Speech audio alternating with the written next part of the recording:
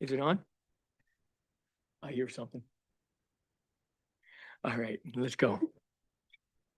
Greetings all. I'm opening the Monday, October 20th, 2025 Planning Board meeting. First order of business, if you're able, we'd like you to join us in the pledge. Please rise. Pledge allegiance to the flag, of the United States of America, and to the republic which stands one nation under God, indivisible, with liberty and justice for all. Thank you. Doreen, would you take the roll? Rick Meintking, Here. James Hebert, Here. Roger Bailey, Here. Jennifer Ladd. Here. And Will Sedlec is via Zoom. I'm here. Excellent. And we are missing a couple of folks. So William, we're going to bring you in as a voting member tonight. So make Sounds sure good. you totally, because sometimes out of place, out of mind. With that, move forward with the approval of the minutes from the last meeting. The minutes were provided in our packet and would entertain a motion to enter those into the record. So moved. Thank you, James. Do I have a second? Second. Thank you, Roger. Doreen, would you take the roll? Rick Meintking, Yes. James Hebert, Yes. Roger Bailey, Yes. Jennifer Ladd. Yes. And Will Sedlec. Yes. All right, thank you. And just for the purposes of the audience and those that may be in virtual land, we have a full agenda tonight. There's 11 items under consideration. So we're going to try to be respectful of each applicant and having them present their project.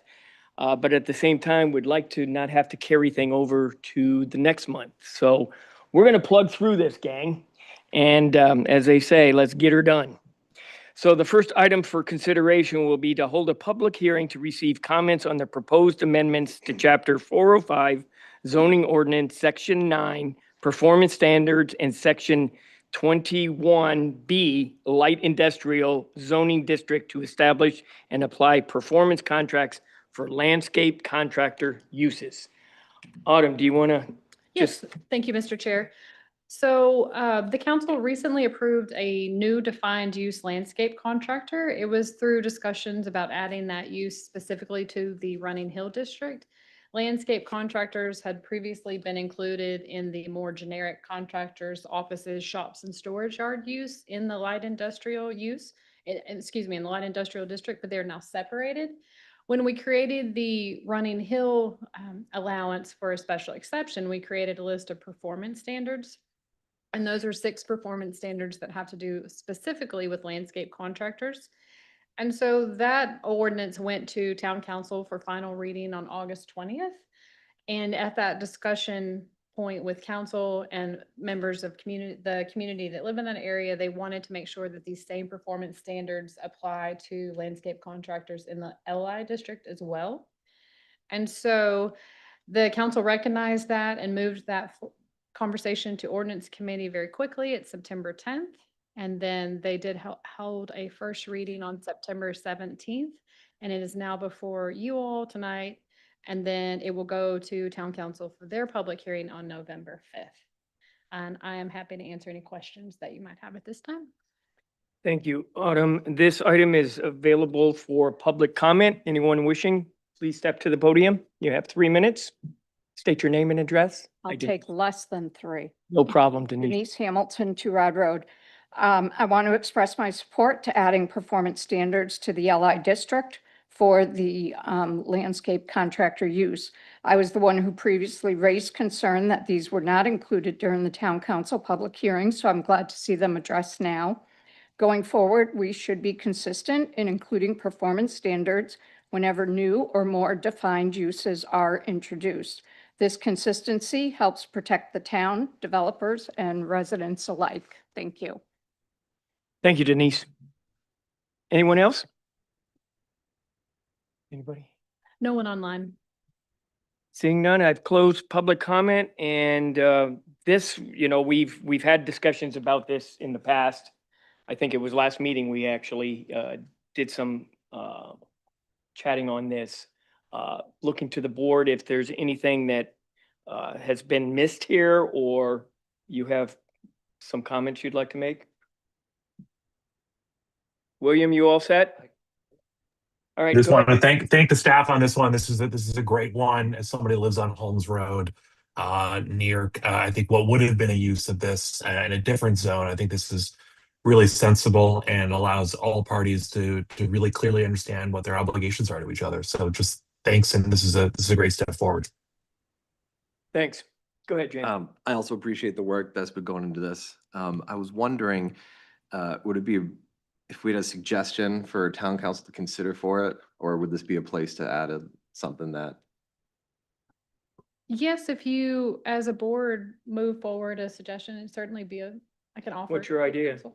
My suggestion was, again, just based on past experience, if we add additionally 0.87, 24/7 operations not permitted if the lot in light industrial directly abuts a residential zone. So if the light industrial lot abuts. So you're banning the owner of the land not having use of that on a 24/7 basis.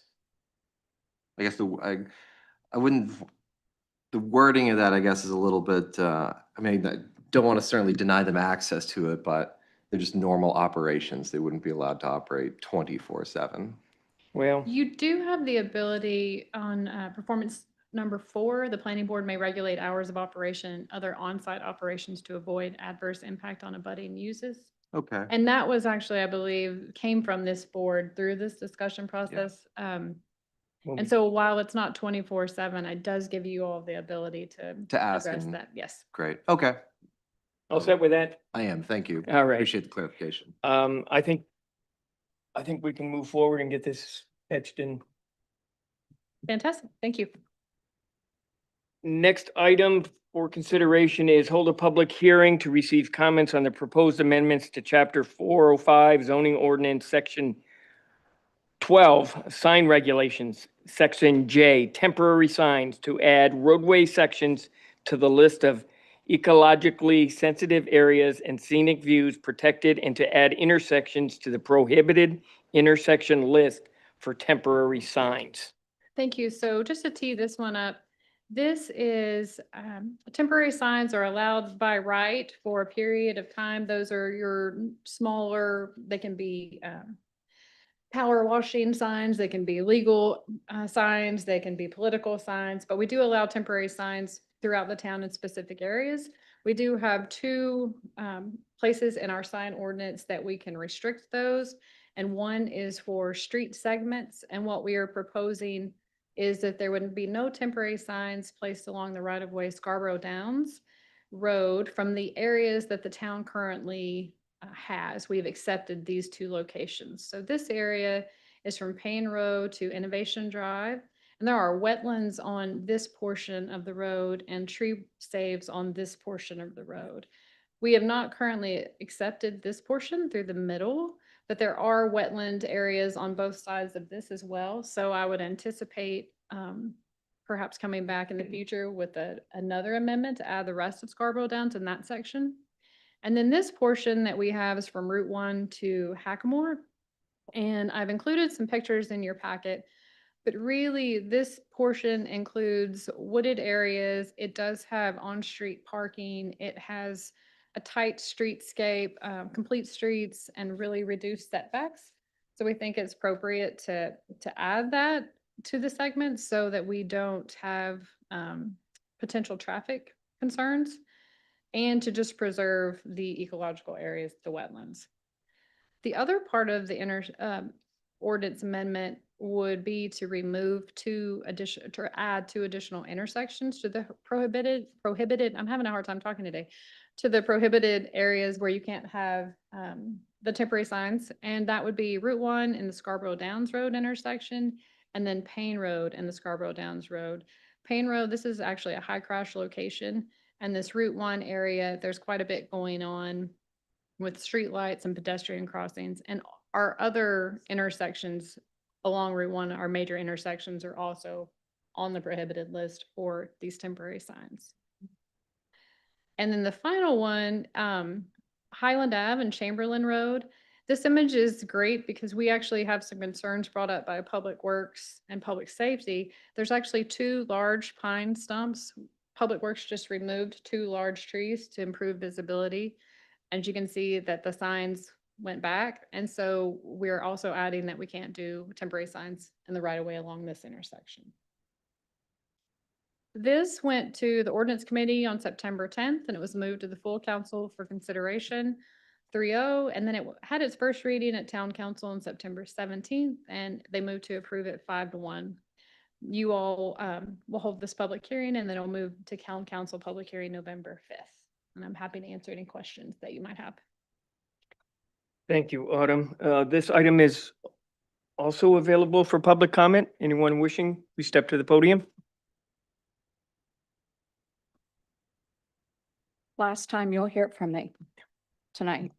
Denise Hamilton, Two Rod Road. I'm just going to speak on the safety part of it that's been raised with high crash areas. Although the signs, I haven't seen signs in the wetlands area, but I want to share my perspective on this proposed amendment regarding temporary signs.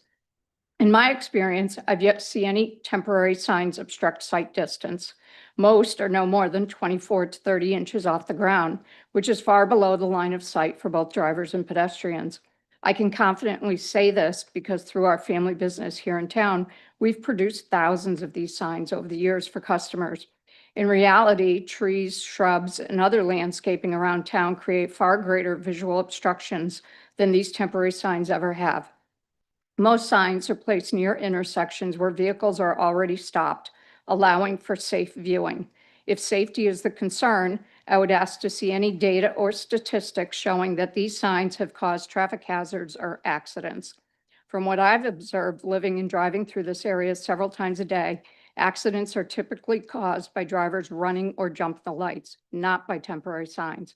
I do not support this amendment and believe there are far more important issues in town that deserve our attention than regulating small lawn signs that are barely visible when driving by. Thank you. Thank you, Denise. Anyone else? Anybody? No one online. Closing public comment, and just as a matter of point to Autumn, some of the signs that are restricted by this ordinance are those that can be staked in the ground and they wave? Or are those totally already not permitted in Scarborough? Those are permitted in front of your business. I believe that the rule says you can have one of those. Okay, all right. So I was just trying to, But they would not meet the temporary sign. they would not be considered a temporary sign under this. Okay. Go ahead, Roger.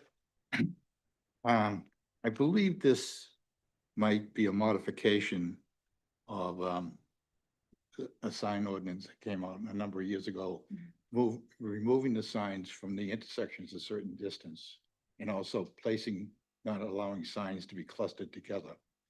And to me, this is nothing more than just a modification to that based on experience and our anticipation what's going to happen. So I have no problem with this. I did want to ask you more or less a technical question, I guess.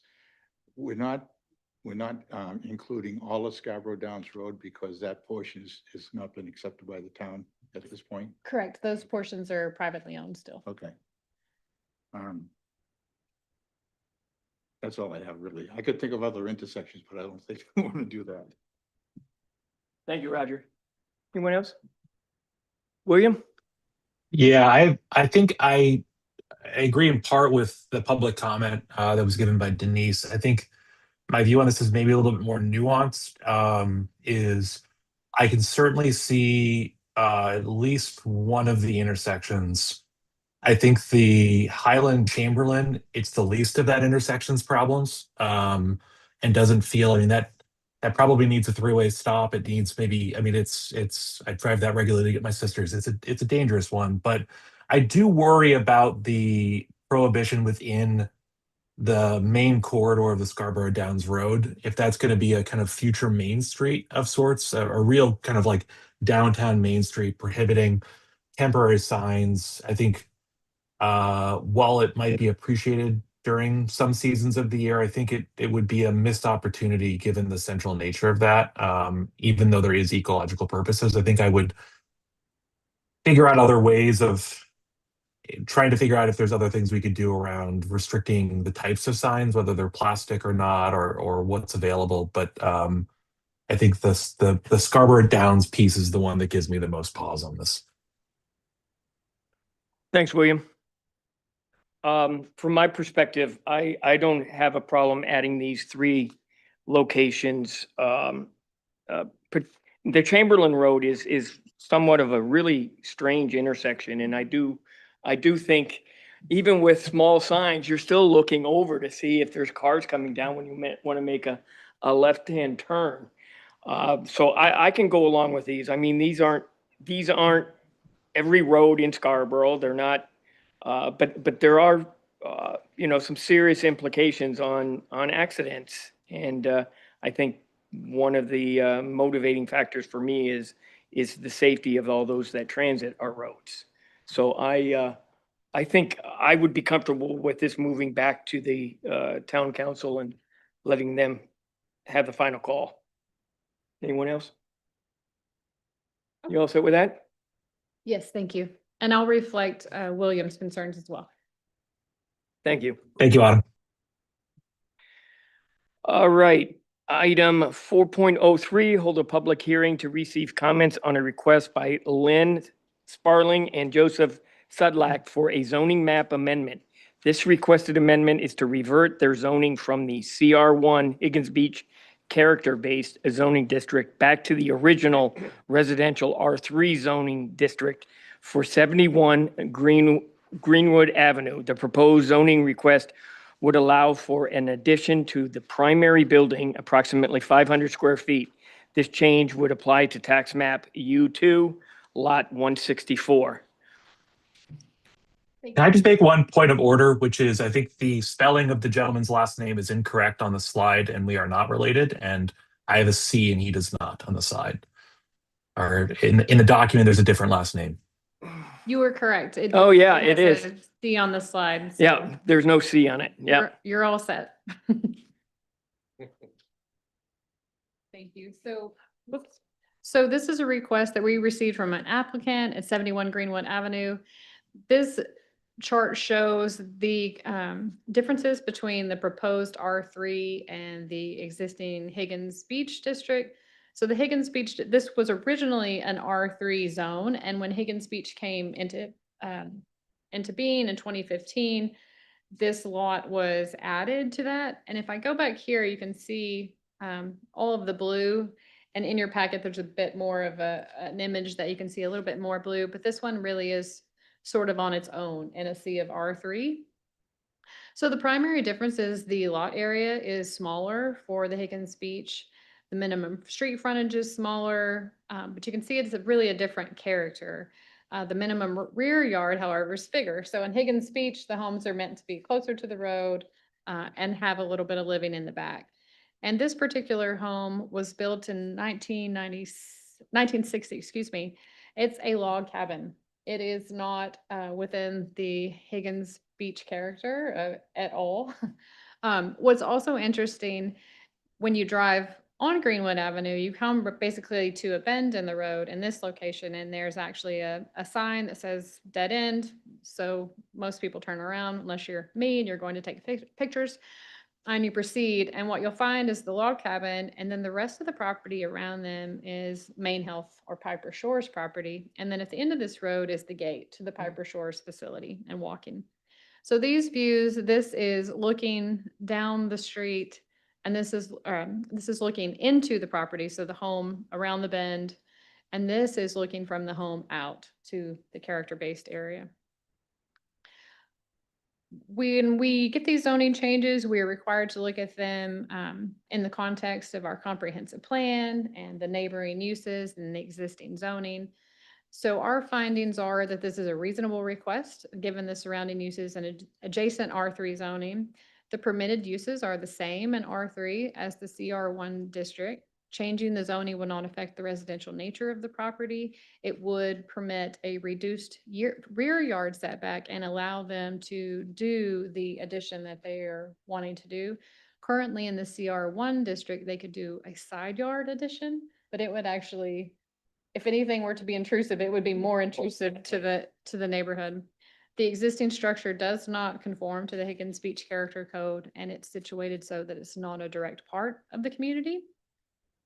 Proposed rezoning is in compliance with the comprehensive plan, land use, designation of low to moderate density residential, and we do recommend approval of this requested change. And with that, the planning board, you all are charged with reviewing the request, and you make a recommendation to town council based on the land use implications of the request. And then town council will hold their first reading on November 5th. Thank you, Autumn. This item is available for public comment. Anyone wishing, please step up to the podium. No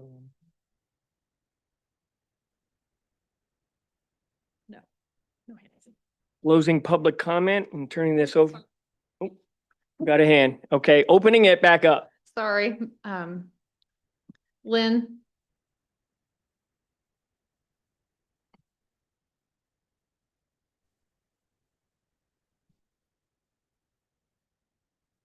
Lynn, you're muted. If you'd like to speak.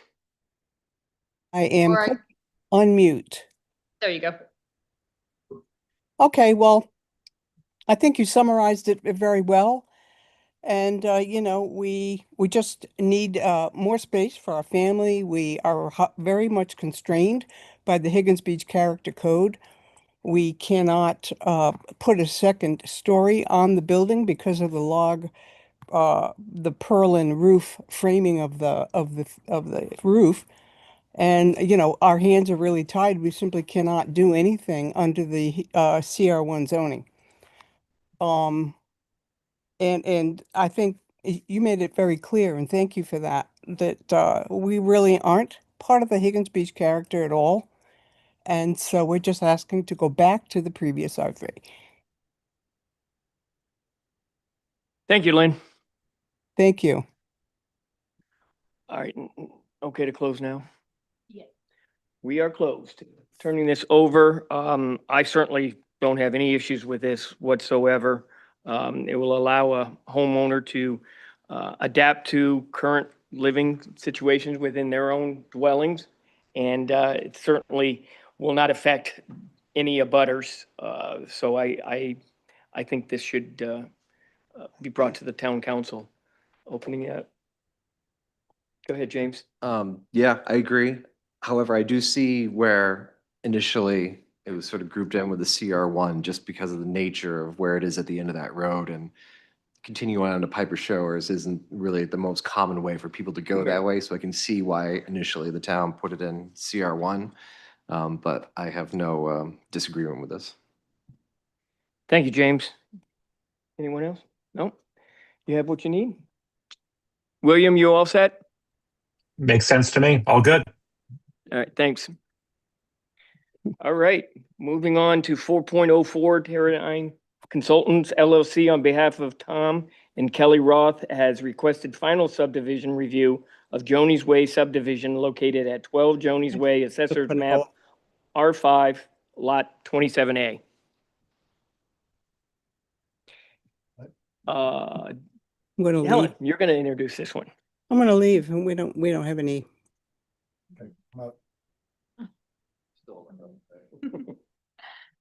Thank you, Mr. Chair. So, Johnny's Way, it's up for final subdivision. It received preliminary approval in the August meeting. This is a, excuse me, four lot residential subdivision in the RF zoning district. Previous discussion of this project has included conservation opportunities, street lighting, and an access easement to Fuller Farm, which are all covered in the memo that you received from staff. There is an existing dwelling on the property, and the proposed subdivision would create 3 new lots. And I'll just flag, while staff doesn't have any outstanding comments for this one, we are waiting to receive a letter from Maine DOT from the applicant confirming that the site meets site distance requirements for the driveway permit, so we're suggesting that this move forward as a consent item for the next planning board agenda. And the applicant is available if you have any questions. Thank you, Helen. And for the applicant? So, Craig Sweet with Teradyne Consultants. Yeah, Helen summarized it well. We've worked with the planning staff to address all the comments from the letters, and the applicants have gone out and cut some trees out front. DOT went back out and asked for just a couple more things to be cut. And then we're just waiting for them to get back out there and check it. But they've told me on the phone, once those are cut, they don't see any issues with the distance out there. So we're anticipating having that letter from them soon. I think they've been kind of backlogged and a little bit slower to respond lately, but that's how it goes sometimes. But there were just a couple more trees to be cut out. There were just a couple more from the last time. So that was the biggest thing. And then we added the easement at the end of the road to get to the Fuller Farm property. And I think that's really the only big changes from the last time. Nothing really too big out there, but happy to answer any questions. Great, thank you. This item is also available for public comment. Anyone wishing to make a comment, please go to the podium.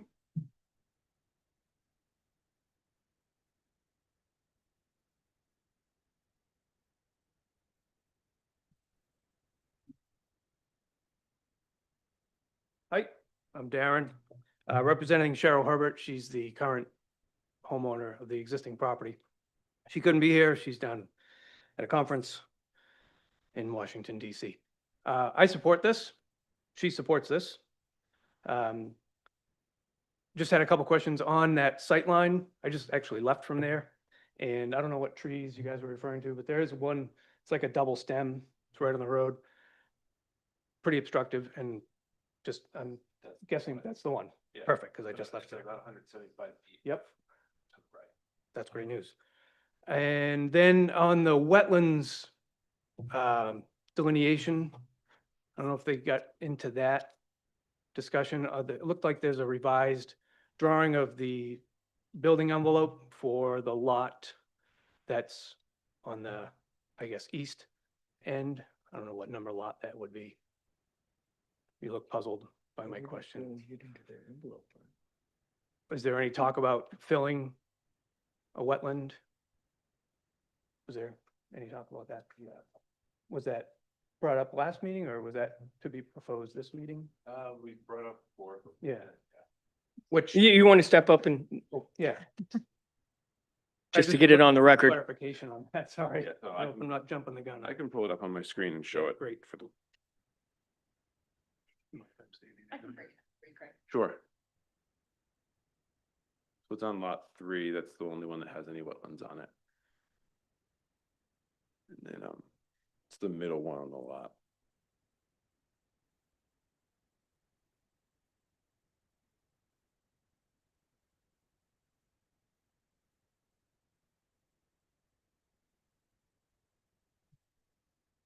Yeah, so it's right in the middle of the lot there, we're proposing to fill it for access and for the home placement near it. So, and to get the septic, space for septics between it and the house placement. Do you have the other screen that has the driveway drawing in? That would be the next sheet of the Next- grading, yeah. Yeah. Oh, yeah. That's an approximate driveway. It's kind of gonna be pinched between the wetland and the front there, gonna come up and turn in towards the property there. Towards the building. Awesome, thank you. So my question is, how set are those estimated building envelopes? And what do you guys do to hold those requirements? So when this gets approved, and we had asked them to put this on this particular lot because we had concerns about the wetland and how they would access it, it'll get approved like this. And when it goes through my office and building permits, we'll actually pull this subdivision out and it'll be verified to make sure. Again, I support this wholly. The only reason I question that one is there's a view from the Mm. existing house, and that wetland is right on the left edge of the view. And would just like to have that taken into consideration. Again, I don't want this to be denied. I want them to move forward. I just wanted to put that out there. So sightlines and wetlands. Good? Thank you. Thank you. Anyone else? Anybody online? No hands. Closing public comment and turning this over to my colleagues. I think Helen summed it up. Really, I think a lot of everything's been the i's have been dotted and the t's have been crossed here. But I think it is prudent to move this to a consent just to make sure that Maine DOT has signed off on the siting, so we won't have any problems down the road. Any objections to moving this to a consent next meeting? Is that all right? Feasible for the applicant to, you don't even have to come here, we'll just, staff will get the memo from DOT and we'll make it a vote. Yep, no, that's fine. We already talked to staff about that today as a potential option.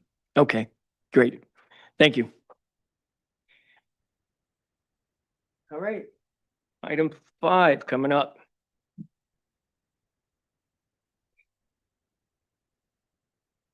All right, item 4.05, Garl Palmer, on behalf of Magenta LLC, has requested an amended master plan and updated site inventory and analysis review for the Higgins Park Development Phase 2, which includes the construction for up to 6 freestanding buildings located at 40 Higgins Parkway, Assessor's Map R50, Lot 35. Helen? Yes, thank you, Mr. Chair. So as you mentioned, this is an amended master plan submittal. The master plan for this site was approved originally in February of 2019.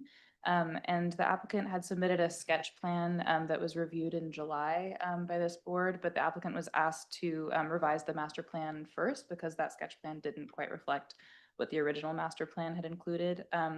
And this amendment includes up to 6 freestanding buildings with parking, utilities, stormwater management, infrastructure, and a relocated driveway are among the changes. And staff had a few recommended items for discussion as reflected in the staff memos. These include parking area circulation and connectivity, as well as how the required sidewalk would be provided and designed given the conditions of the site. And we also had some items on stormwater facilities and the wetland setbacks that have passed since the last time this was approved as a master plan, as well as the vegetated buffers. So flagging those, but the applicant is available for questions and discussion. Great.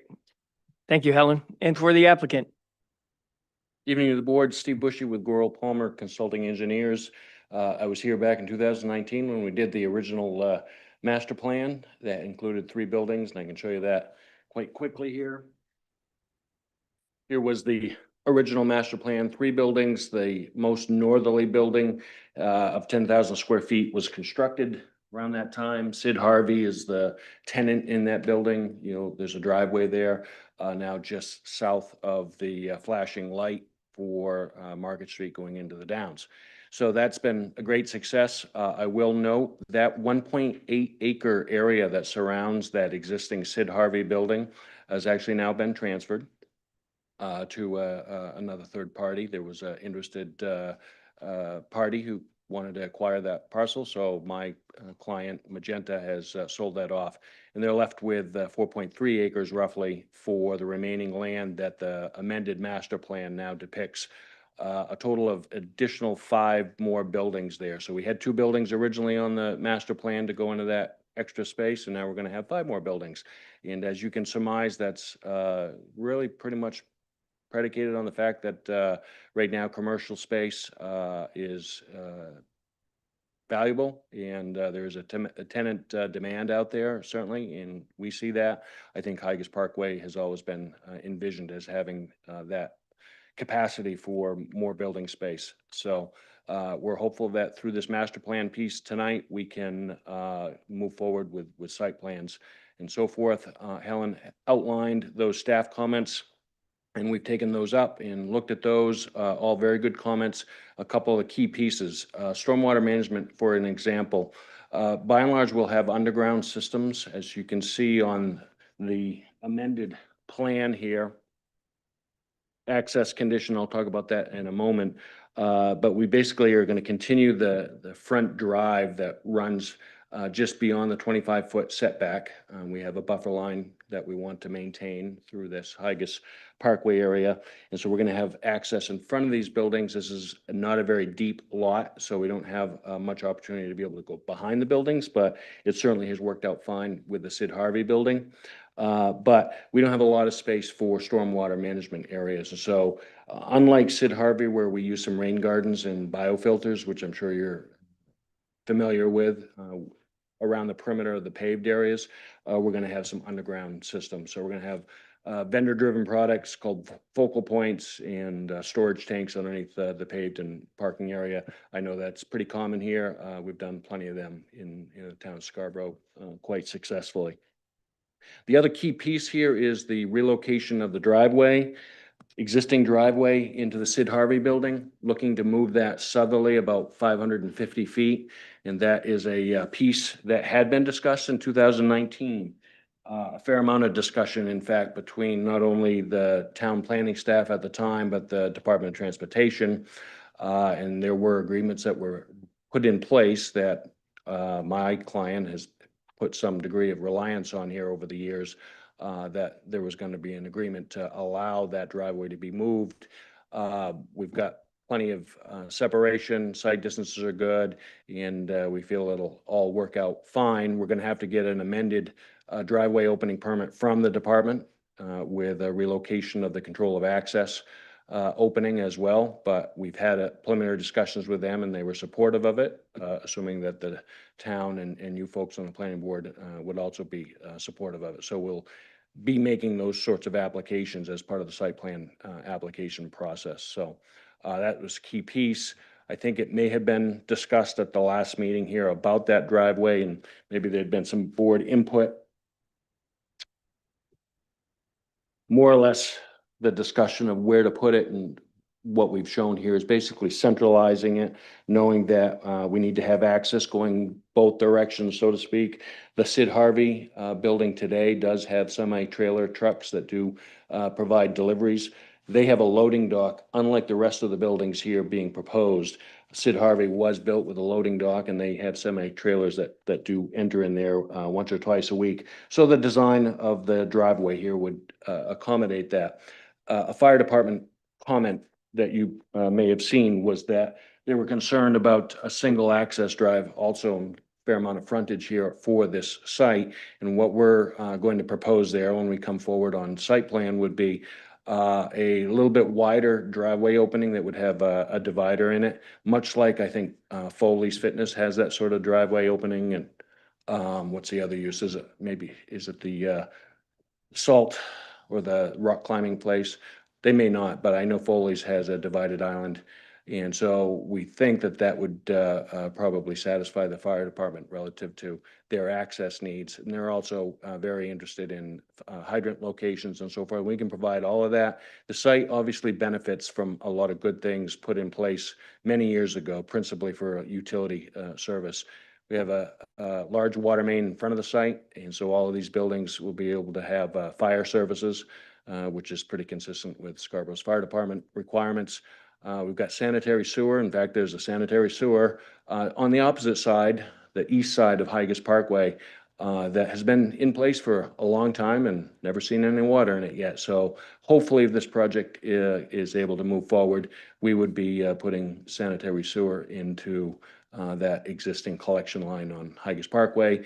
And again, underground power coming in from Higas Parkway into the site. So we're comfortable with all of the staff comments in that we will be able to address all of those things and provide all of the necessary information moving forward on site plan. We just hope that you folks see that this amended master plan now outlines kind of the path forward for the development. Thank you. Thank you. This item is available for public comment. Anyone wishing to make a comment, please go to the podium. Anyone on that? No hands. Closing public comment and turning it over to the board here. James, you want to start off? Sure. One question I have, Helen, actually, you said one of the, and looking at point 12 in the staff comments, the applicant was looking for some direction on where the sidewalk extension should be placed. That you said is comment 12 in the. Well, you just said, you've mentioned in your brief that they were looking for some direction on where they want the sidewalk to go. Oh, yes. So that was. I think that's number 4. Okay, thank you. Thank you. I was looking at traffic comments. Oh, yeah, yeah. Yes, so we had a conversation with the applicant on sidewalks. A sidewalk would be required along the length of this property were it to be developed. And there were some challenges there in terms of where the wetlands are placed and whether that could be used as a crossing. So that was a discussion. I don't know if the applicant is prepared to discuss ideas for the sidewalk, or if Autumn, you want to expand on that, but that was the discussion. Sure. Thank you, Helen. Sure. I guess, yeah, if you want to go ahead and talk about the sidewalk. Sure, thank you. So we had a new sidewalk that's been constructed in front of the Sid Harvey, and that went basically to what was the south side of that piece of development. And then we have a fairly heavily wooded area in here, and it's got wetland within the right of way. And so the discussion with staff was, geez, where do we put the sidewalk necessarily on how to deal with either the wetland, or do we route the sidewalk perhaps on site and try to get it up into the development itself, but that would be then away from kind of the streetway and so forth. I think the way we agreed with staff was that there was a mechanism that we could perhaps put, and I'm not going to get the term correct as to if it was a trail or a pathway that within your code allows for basically a pedestrian facility through a wetland area. And so we're amenable to doing that. So we kind of killed two birds with one stone here. We'll get our pedestrian pathway. It won't be paved. It will be, however it's allowed within the code provision. And Helen or Autumn had kindly pointed that out during our staff meeting. Then that would continue on beyond our driveway, and then it would just follow. Once we get beyond our driveway, we really get into the meadow area as long as you're going along Higas Parkway, and that would just follow like the rest of the paved sidewalk, just, regular paved sidewalk off the Higas. So Higas is non-curb there. We got a little bit of a ditch line, so it would be just on the backside of the swale ditch, so to speak, much like you see kind of on the north end. Great. No, thank you. I appreciate that description. And I'm generally fine with the methodology for going through the forested wetland portion of it. Just as long as we have sidewalk connectivity to the existing, continuing all the way down to the end of your lot. And then lastly, with the, I had just right now, I like the proposed solution of having the dual access oversized entry like they have down at Foley's. That's bifurcated that way. If you were to keep one entrance instead of having two entrances there, I'm generally in favor of moving that entrance that's nearest to the Market Street intersection anyways, just because of the traffic implications there. That's all I have for right now, Mr. Chairman. Thank you, James. Roger? Thank you. Couple of questions, Steve.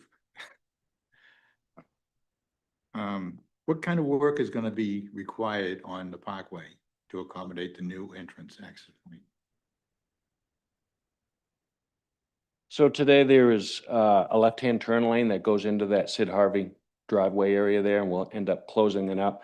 And we're looking at filling in that area with a stamped pavement of sorts, just to close that up, because there won't be any left turns. We're closing the driveway, just for clarity here, into the Sid Harvey, and they would be moving further to the south to have the shared driveway.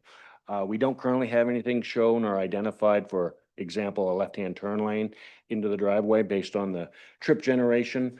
I don't think it's going to be necessary to have a left-hand turn lane there.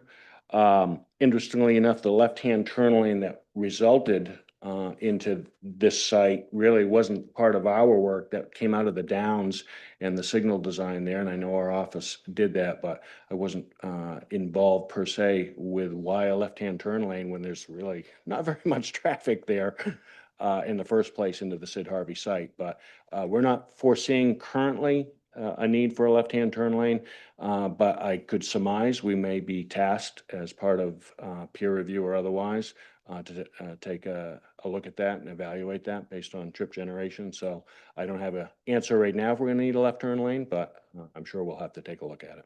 Okay, that actually leads to my next question. Are the other five buildings, are they planned to be all built at the, one right after the other, or are you gonna wait for a tenant, say, for each one? That's a very good question. Not really sure at this point in time. I think there's a desire to try to just do them all. And I understand that we do have like a couple of tenants in place. We probably don't have all of them tenanted, but I'll note one of the buildings here on the most northerly end is planned to be the owner developer's office space. So you're aware of Mr. Anderson and all of his developments here in the community, and he needs some office space. So he's planning on occupying that one. And so that leaves 4 others, and we do have some prospects on people who have shown interest.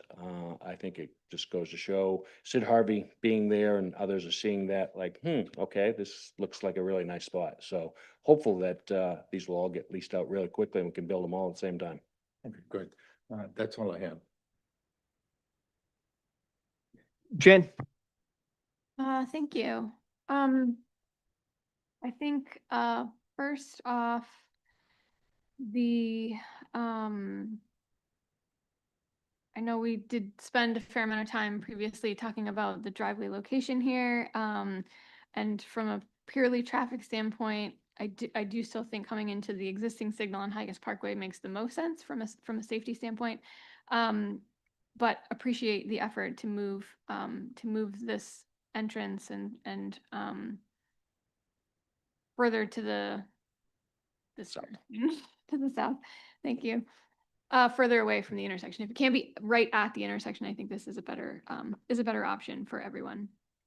I'm curious about your thinking on the wider or potentially divided driveway treatment that you were talking about.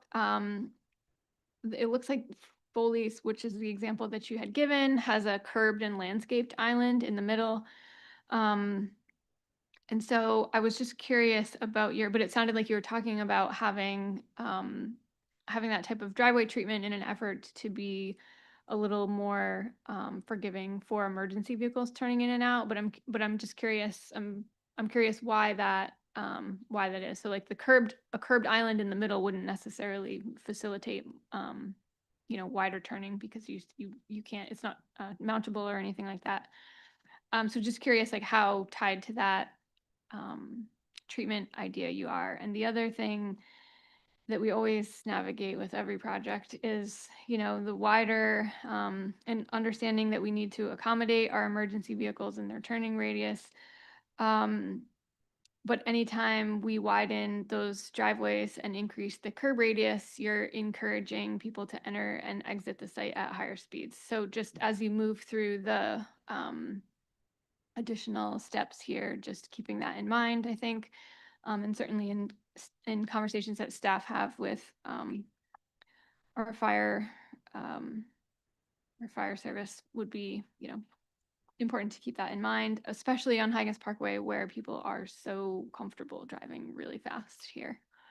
And then lastly, about the divided driveway option, it's just typically, when it's wider, it's less friendly for others to traverse. And so because there will be a pedestrian crossing of sorts here where you're carrying the sidewalk through, which I think is a great idea to navigate that wooded area, that'll provide such a great buffer for people from Higas Parkway. But anyway, again, the wider driveway is just a further distance for those folks to cross as well. And if people are coming in because the radius is larger, they're entering at higher speed. So the placement of that crosswalk, I think, and particularly the design of the entrance, will be something that we should have an interest in moving on.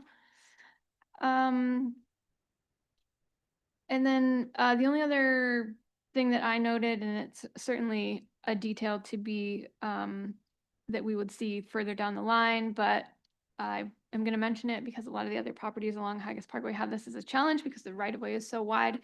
But any signage that you might be proposing, presumably with the relocation of the Sid Harvey driveway entrance, there will want to be some sort of signage at the new driveway to indicate that they are in there. And Higas Parkway, probably unprecedentedly large in terms of its right of way in town. And we typically don't allow signage in the right of way. So these signs then have to be, to folks who don't know where that line is, it looks like they're very far back or could be hard to see. So anyway, just thinking about just putting that idea in your mind to be thinking about down the road. That's all I have. Thanks, Jen. William? Nothing on my end. I share the curiosity about the wider driveway and look forward if this is brought back to see more about that. So I appreciate this and appreciate your working through the staff comments so diligently and having thoughtful responses to those comments. So thank you so much. Thanks, William. At this point, I think there's a couple of items here that we would like to see fixed up on the documentation. One of them being is trying to get a better understanding of the number of parking spots needed based on what the proposed building types are going to be. I know you may not have those fully vetted yet, but having some sort of an idea so that we can gauge, what impervious parking is going to be required. I think that should be codified a little bit more in this master plan. And I think my colleagues, a few of them have mentioned that entrance in. I think just a little bit more work in that area to see if we can't provide a little bit better traffic flow and a safer flow in and out. I'm still a little concerned about how a ladder truck's going to maneuver around in between these buildings if everybody's there with their cars and it's full use.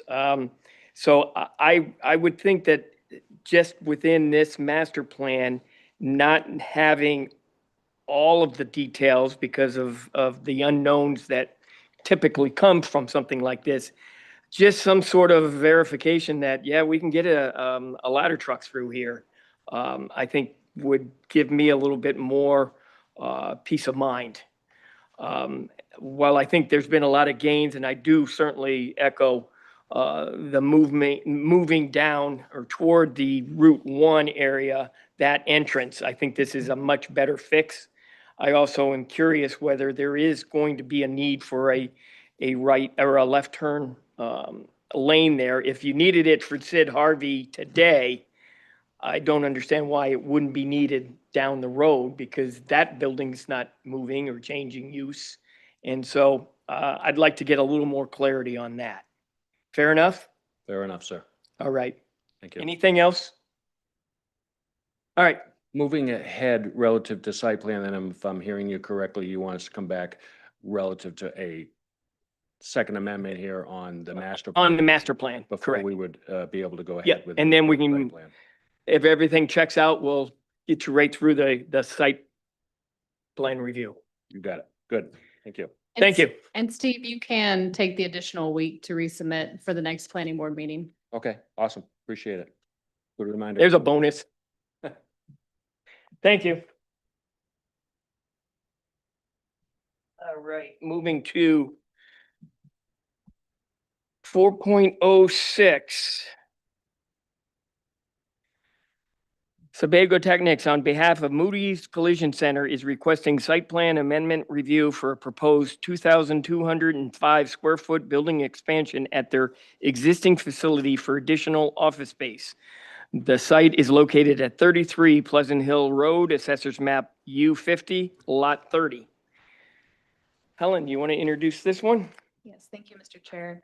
So this is an amended site plan review for a proposed 2,205 square foot building expansion at the Moody's Collision Center on Pleasant Hill Road.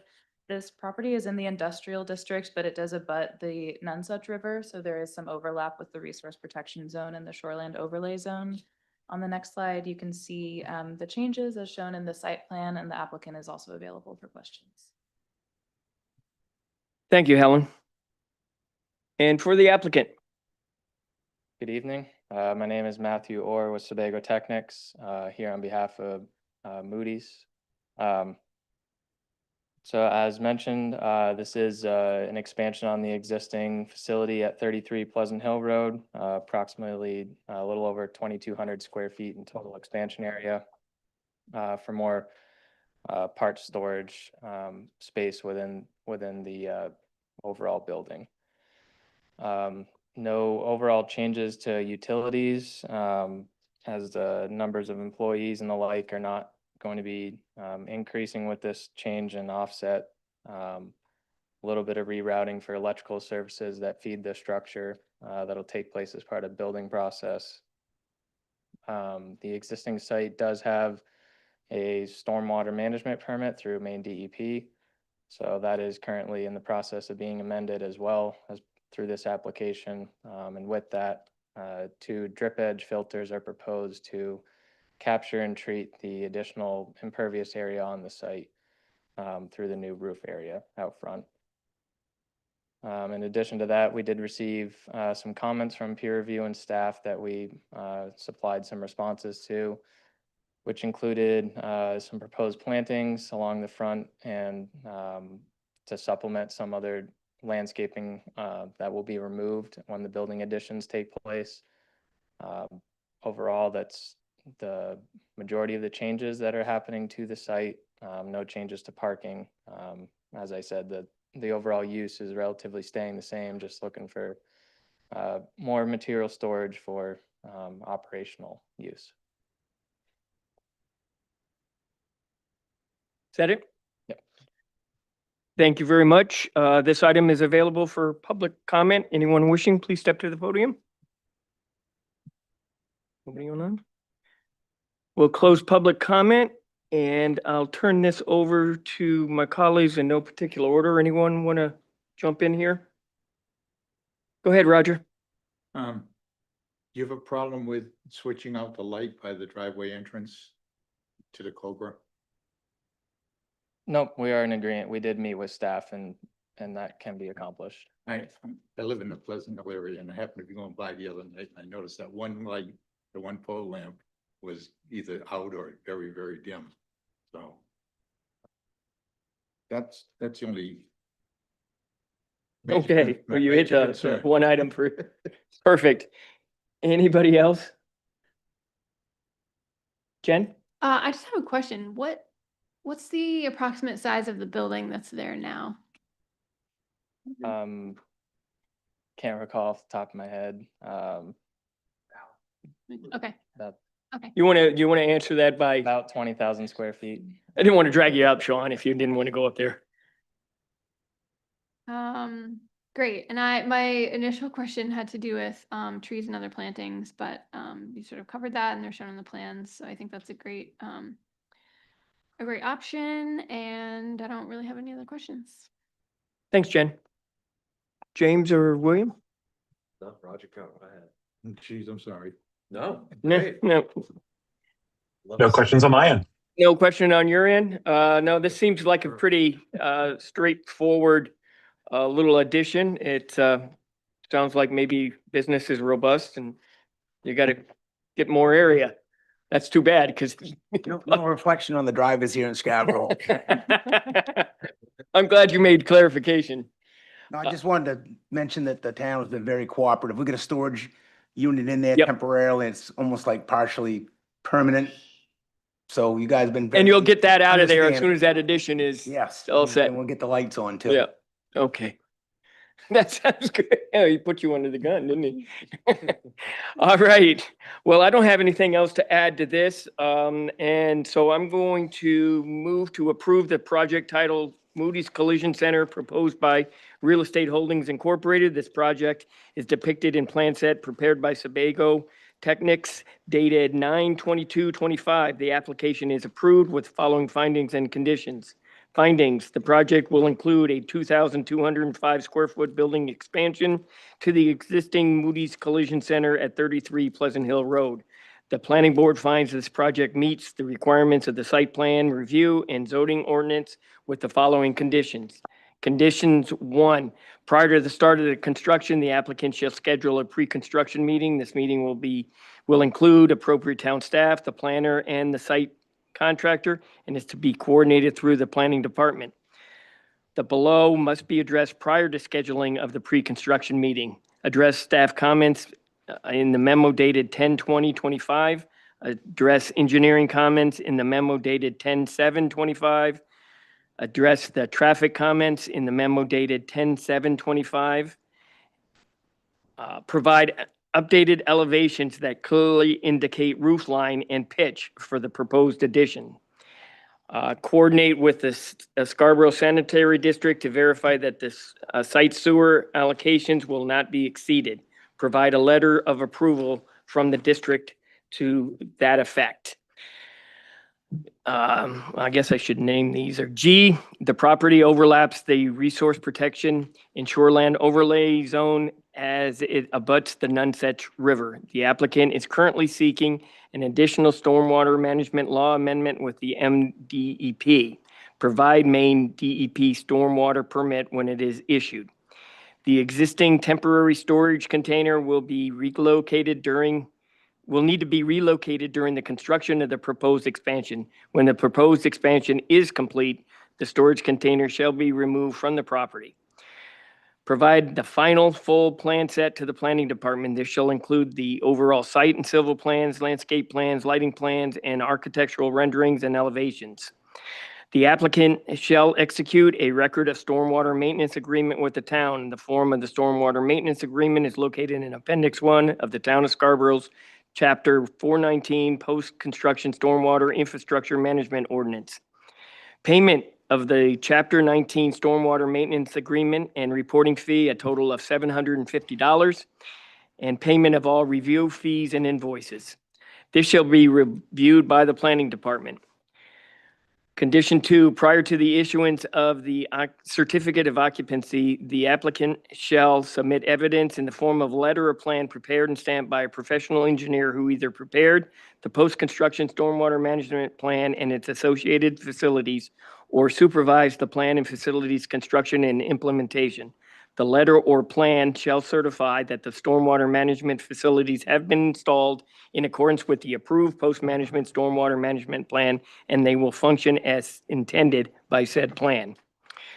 Provide an as-built plan for the plan set for the site and request an inspection by the planning department to ensure compliance with this planning board approval. Do I have a second? I'll second. Thank you, James. Doreen, would you take the roll?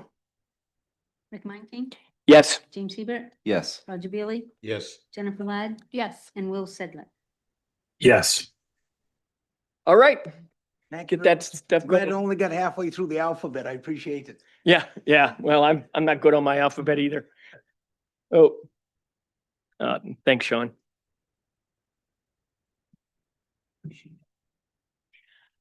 All right, moving to item 4.07, MR Holdings and Gora Palmer on behalf of Atlantic Commercial Holdings LLC Lot 4 is requesting subdivision amendment review, amendment number 12.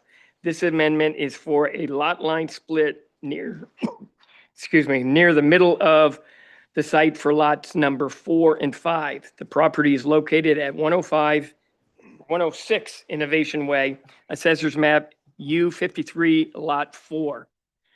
Helen, you're going to introduce this one for us? Yes, thank you, Mr. Chair.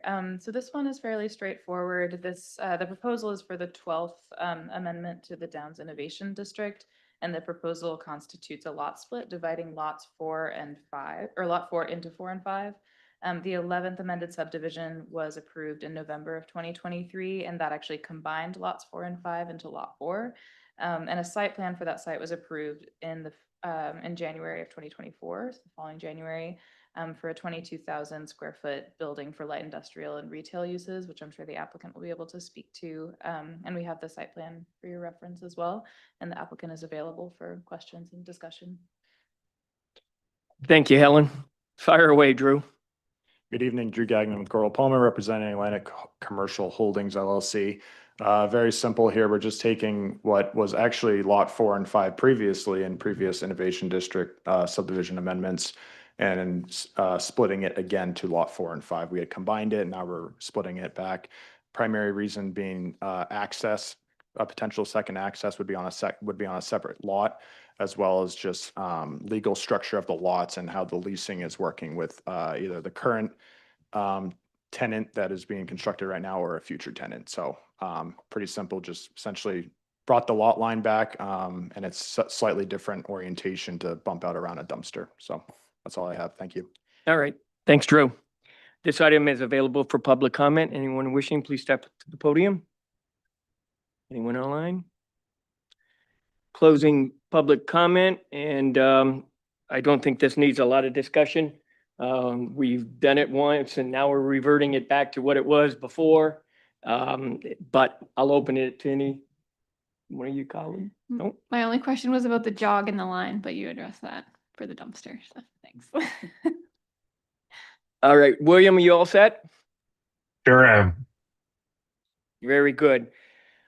Then I move to approve the 12th amendment to the Downs Innovation District proposed by Atlantic Commercial Holdings LLC as depicted in plan set prepared by Goral Palmer dated 9/22/25 with the following findings and conditions.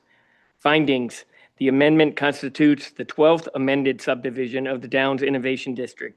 The amendment includes a lot line split near the middle of Lot 4, thereby creating two lots, Lot 4 and Lot 5. The planning board finds the project meets the requirements of the subdivision and zoning ordinance with the following conditions. Condition 1, all conditions from the 11/20/23 approval of the 11th amended subdivision shall apply.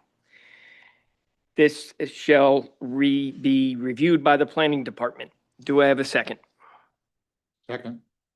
Thank you, Roger. Doreen, you want to take the roll? Rick King, Yes. James Hebert, Yes. Roger Bailey, Yes. Jennifer Ladd, Yes. and Will said that. Yes.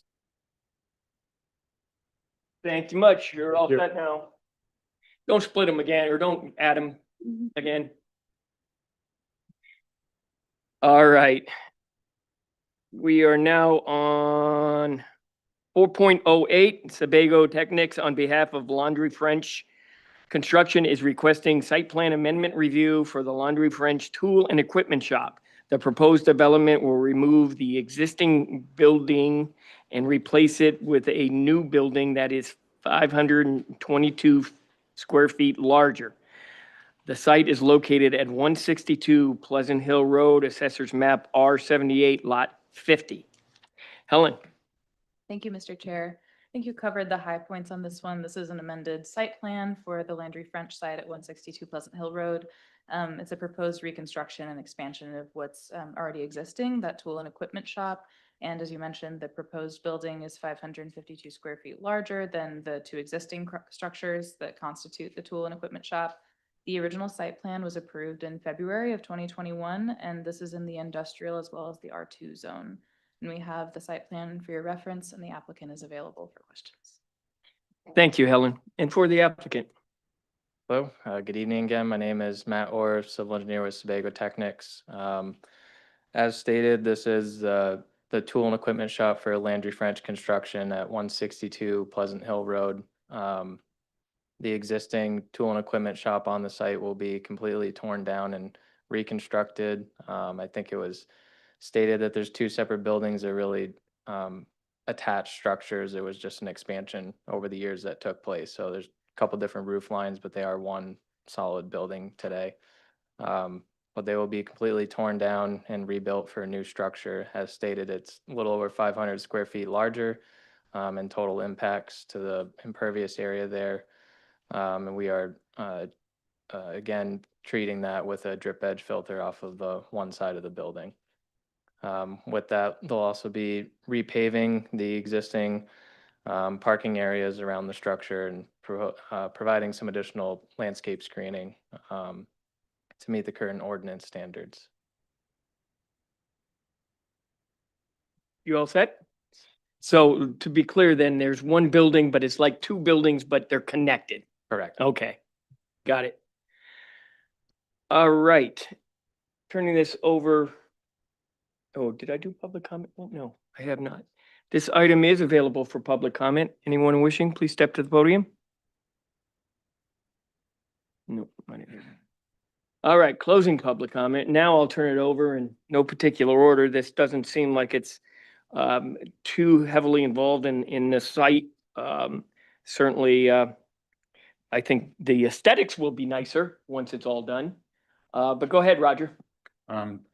Question on the landscaping. First of all, I'm glad to see you doing this, because I live in that area. And this will be an improvement over what's there. And Landry French has really done a great job, you know, repurposing that whole area. And this will be a good addition. My only question is on the buffering along Pleasant Hill Road. When you're looking at the site, to the right is where they have a lot of, like, some storage facilities and stuff like that. But it looks to me like you're not going to do any buffering for that, you know, to kind of hide that storage. It's going to be primarily on the new building. So you're talking right adjacent to Pleasant Hill Road, or what's up top? I know it's challenging because it drops off dramatically. Yep. So I didn't know whether that was a reason you weren't gonna, it doesn't look to me like you're doing anything, any buffering further up. You know, to basically, you know, buffer all that storage. Those storage areas. You have all your equipment and supplies and stuff right there. Sure. So some of the intent with this new building is, I think it was just on the screen, but the little, it's sketched out as like an awning on the site plan. There's a little roof overhang, so there will be some more storage area where some of that equipment will now be moved adjacent, so plan left on the structure. Correct. Do you know what I'm referring to? Yeah, I think you're talking further up into the site. Actually, as you're going up Pleasant Hill Road. Right. As you're curving up, and on the left there, that's where you have the storage containers and a lot of your supplies and everything right there. And I don't know if you can do any buffering along there or not. It would be nice if you could. Yeah, I do agree. It does drop off between Pleasant Hill Road and the proposed portions of the property. It would be a little bit of a challenge to get plantings to potentially grow on steep slopes, but. Okay. I'm not getting anywhere, so. It would be a challenge because Yeah, it would it be. does drop off It does. dramatically right from the road, so. Yeah, and the road goes high, yeah. I can pull up the Google Earth image. Give me just a minute. Try planting a bunch of dogwood there. That stuff will grow anywhere. Bamboo grows pretty good. And to Bamboo. plant Maybe not. something with a very, very long taproot, you know. Oh, I'm all set. Gotcha. She's gonna. Yeah, because that used to be like motivation at one time. Yeah. But they're not impacting into that area. Yeah, there it is right there. Yeah. I mean, that looks like there's a lot of buffering. It looks like there's a lot of buffering right there, but there really isn't as you're going up. Would you agree with me on that, Jen? Yes, I think what you're trying to say, Roger, is you would like them to add some more buffering. That's what you're asking. they You could. can ask them to do If that. they could. I think that's a reasonable, request. And if you had it up briefly, I think a landscaping plan that sort of showed a little more deep. I'm just taking over now. I'm Yeah, sorry. okay. Are you done? I think it's a good idea. And I think the landscaping plan that was up previously showed, I don't recall what these plants are, but presumably there's some in there with some height. Yes. Yeah. So I think it would be a reasonable thing to ask to extend some of that out in that direction to help buffer even the outdoor storage area, even though you're not proposing significant changes there. Is that what you were trying to say? No, reclaiming my time. I do want to reiterate once again, I think what the landscaping and everything that's been done there is really a vast improvement as to what was there before. And so anything you could do to even enhance it further. Absolutely.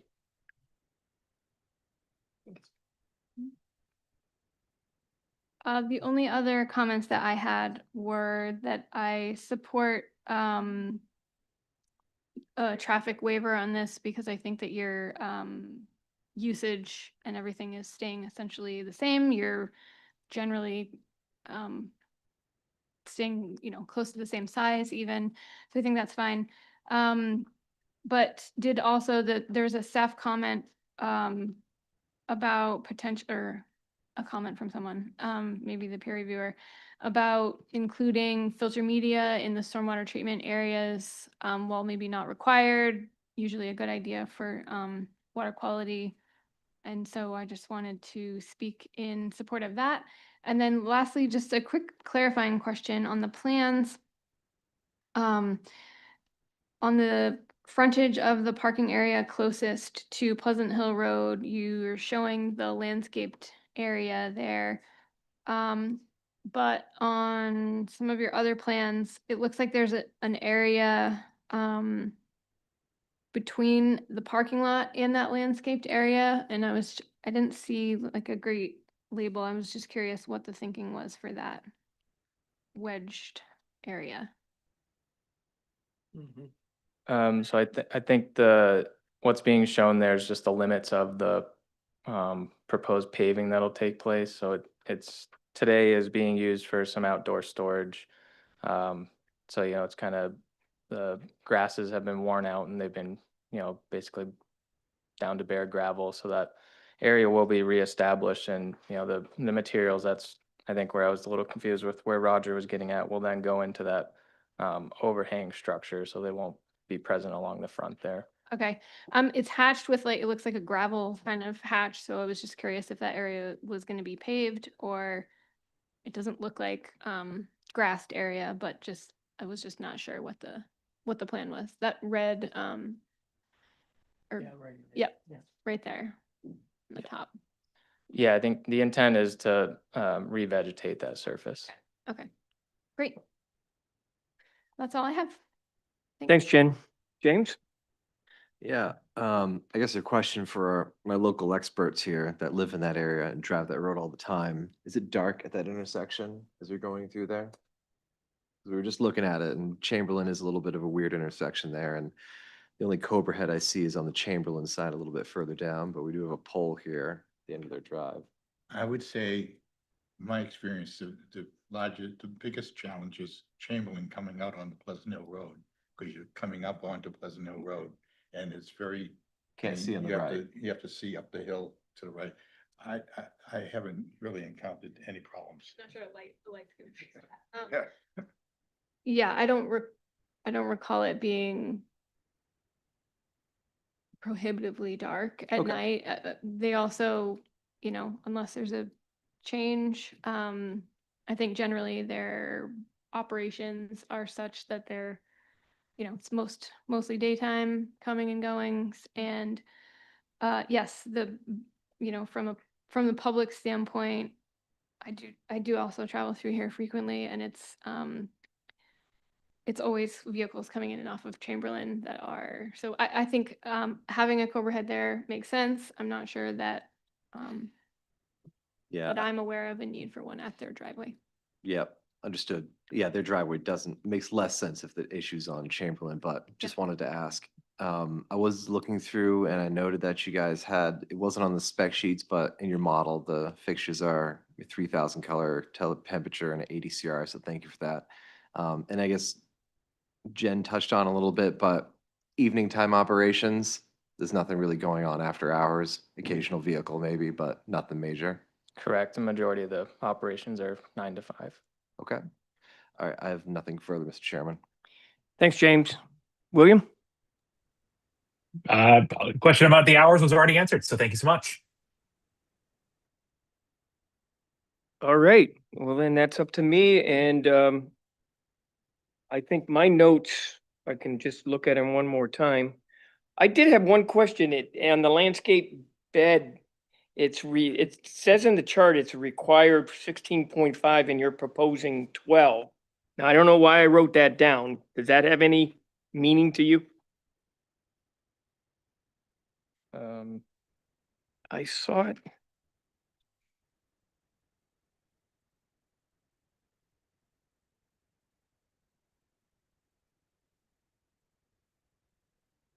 I guess maybe well, I can't find it now. Was there a chart on?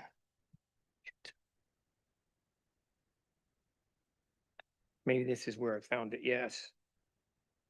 The bed depth, let's see, I'm looking at, bed shrubs, landscapes, bed shrubs. It's required 16.5, and with this submission, it's 12. Am I reading this right? They're Yeah. required to have 16 and they're providing 12. Yes, that needs to be corrected. Oh. So I think in essence, you have to actually add some more. Yes. So would you be amenable to that? Yes. Perfect. That's my question answered. With that, we just got to modify the motion here.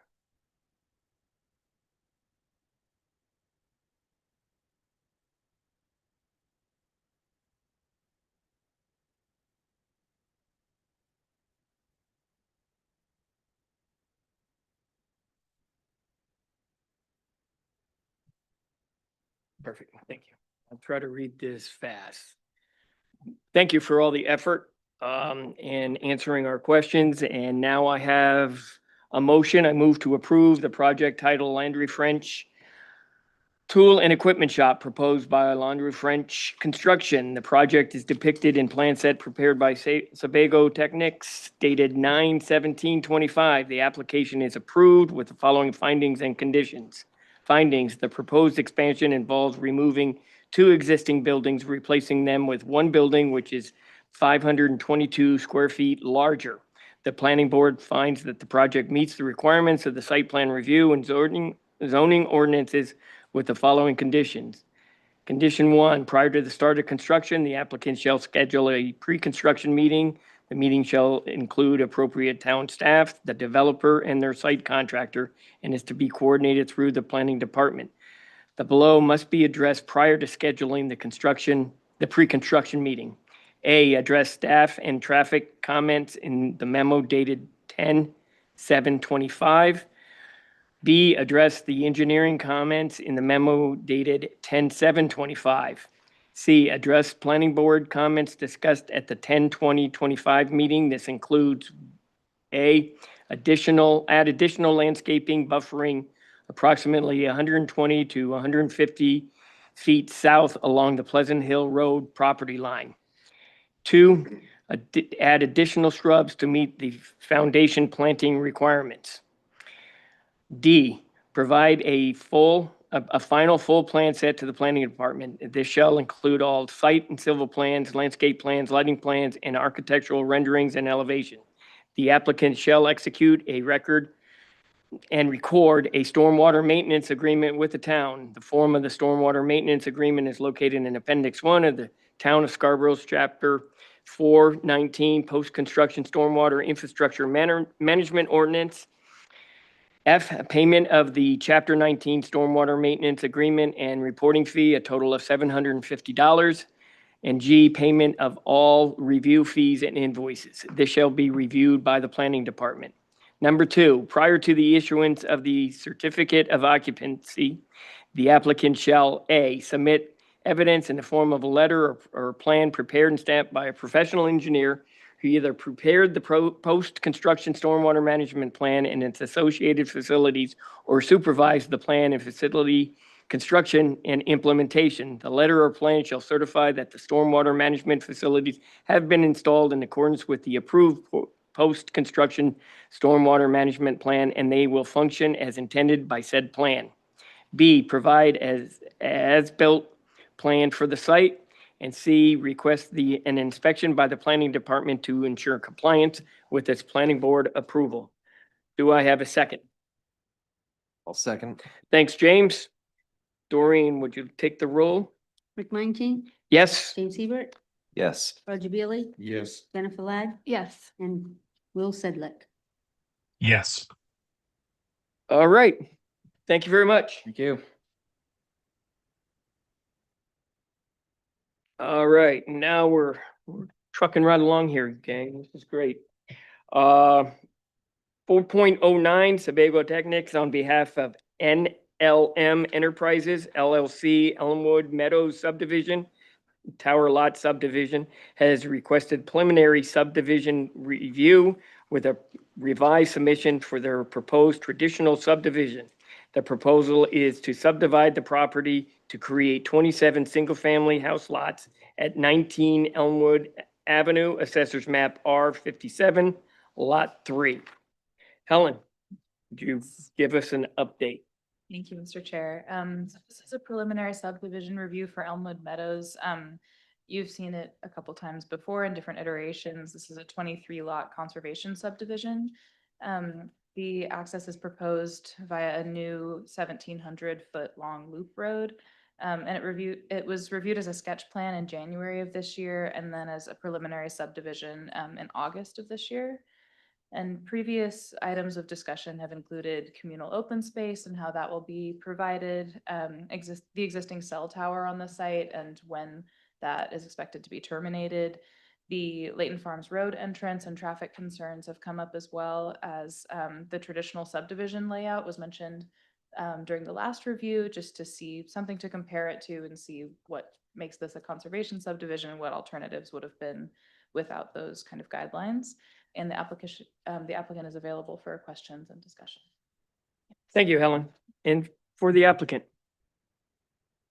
Good evening. My name is Chris Taylor, professional engineer representing NLM Enterprises this evening. Thank you. I'll try to keep it brief. I know you've got a lot of items and been going through a lot of things already. A quick rundown of some of the changes that have been made since the last time you've seen it. We renumbered all the lots to keep it consistent between what's proposed currently and what the full build out is on the full build out plan. I know there's some confusion there. We did provide that traditional subdivision layout in the packets. We can go through that if anyone has any questions on it. We've relocated the mailbox cluster that's on Layton Farms Road to be further away from the proposed intersection to provide a little bit more buffer and separation there. We've also relocated the existing driveway, the first portion of the driveway that's off of Elmwood Avenue, so that it doesn't cross over the proposed lot that's off of Elmwood Ave up here, where I'm circling it. So that's been relocated off that proposed lot. It runs right here. Just, realigning the first 50 feet or so so that there's no conflicts between the proposed lot lines there. That would also serve as a walking path, a connection from Elmwood into the subdivision.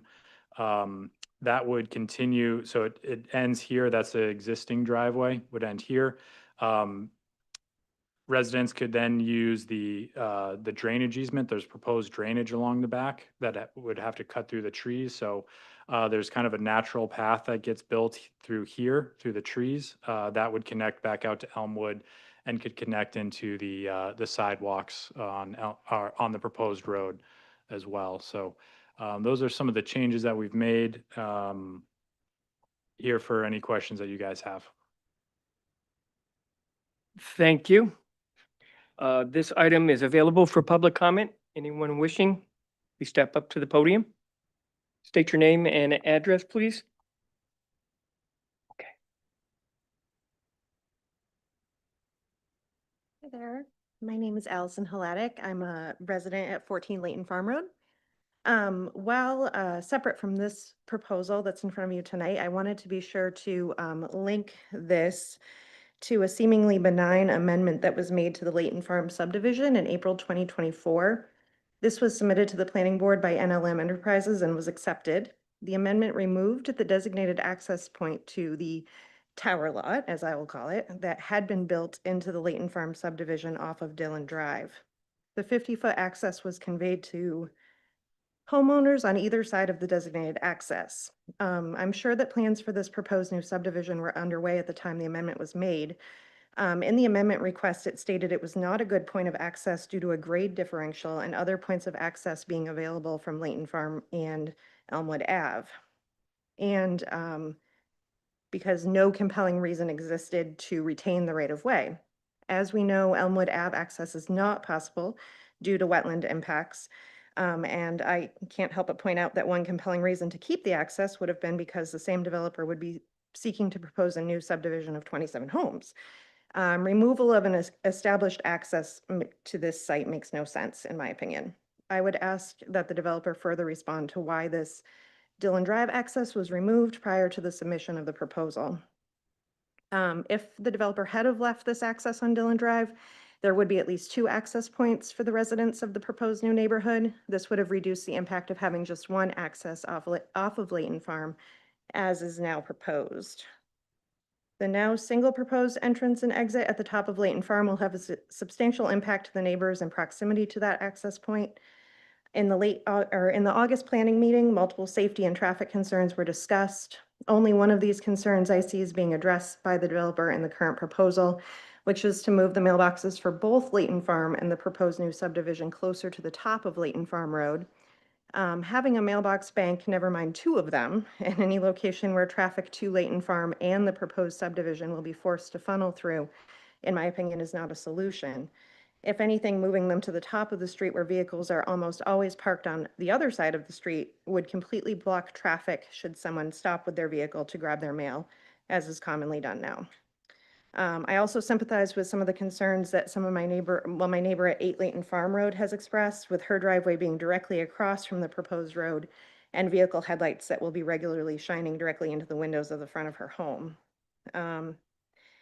Growth in Scarborough is a huge concern and is in large part due to the strain this growth has put on our school system. Residents will be voting in a few short days on the community-driven school solution. With all due respect, I request the board hold on moving this project forward until we know the outcome of a school solution vote. I will note that this proposed subdivision is served by 8 Corners School, our most undersized K-2 school. While one could argue in support of this development, citing the increased home values current Layton Farm residents would see, I personally am not as enthused by that if it means adding to our current school space crisis, impacting our wildlife that regularly passes through that field, distorting the view from the main living area of my home, which is currently wooded area and open green field, which will soon be the backside of multiple homes, and adding traffic congestion to a street with unaddressed traffic and speed concerns, and generally adding to the continued unwelcome growth in Scarborough. One last point, all of that being said, in an effort to find middle ground, would the developer consider making larger lots with fewer homes in the proposed subdivision? Having more homes to sell obviously would mean higher profit for the developer, I get that. But I imagine with this location, the ability for a buyer to obtain a high-quality home on half an acre or more would be highly desirable. Obviously, larger lot size and larger home size plus quality would offset some of the profit loss of selling 12 homes versus 27, but this would also minimize the traffic impact, allow for more of the sliver of open space the tower lot provides our neighborhood to remain, and reduce the added population to our school system. Thank you. Thank you. Anyone else? Online? Denise, go ahead.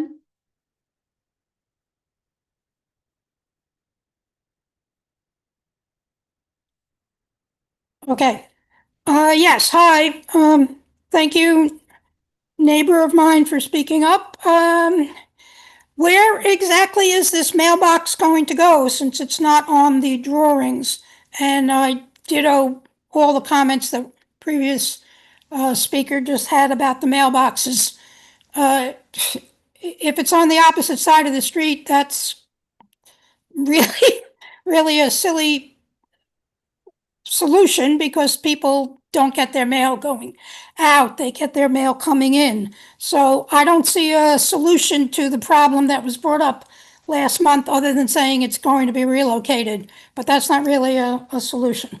And there's no sidewalks. Again, I repeat, there is no sidewalks on that side of Layton Farm Road. Therefore, there can be no connection from this new street to continuing around Layton Farm Road. The sidewalks are on my side of the street, the opposite side of the street. And the trip generator is ridiculous. If you think that somebody's going to buy a $900,000 home and not have 2 working families which is 27 homes times 2, 54 trips, and not 27, 26, 31, 33, wherever that number comes from. So I don't feel that any of the issues that were brought up were sufficiently addressed from last month to this month. And again, I propose that this project be on hold until after the school board or the school budget vote takes place in a few weeks, because Layton Farm Road, I can tell you, brought in lots and lots and lots of children.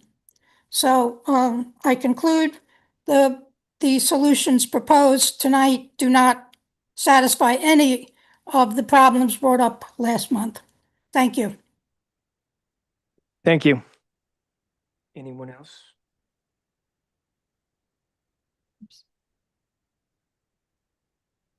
No. All right, I will say that we received public comment on behalf of Christopher Chiazza from the Drummond and Woodsum Law Firm.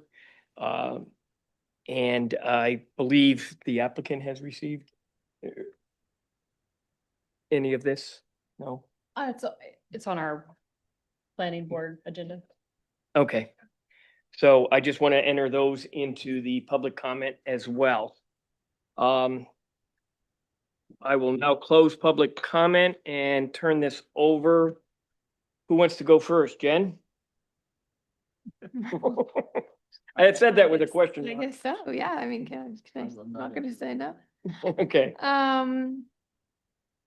Okay, let's see. Okay, I actually also, before even seeing the letter from Mr. Chiazzo, had the question about how, so understanding that there's some parcels off of Elmwood that are currently accessed now. I mean, I guess maybe it's just his, or is there one more? There might be one more. Anyway, unclear how their access, how the change to this only being a pedestrian way to Elmwood Avenue, how that doesn't landlock at least one, if not two of these parcels. And so curious if the applicant has information about that. Also, whether or not this will be, we might have covered this previously, but is the road proposed here going to be a public way or a private way?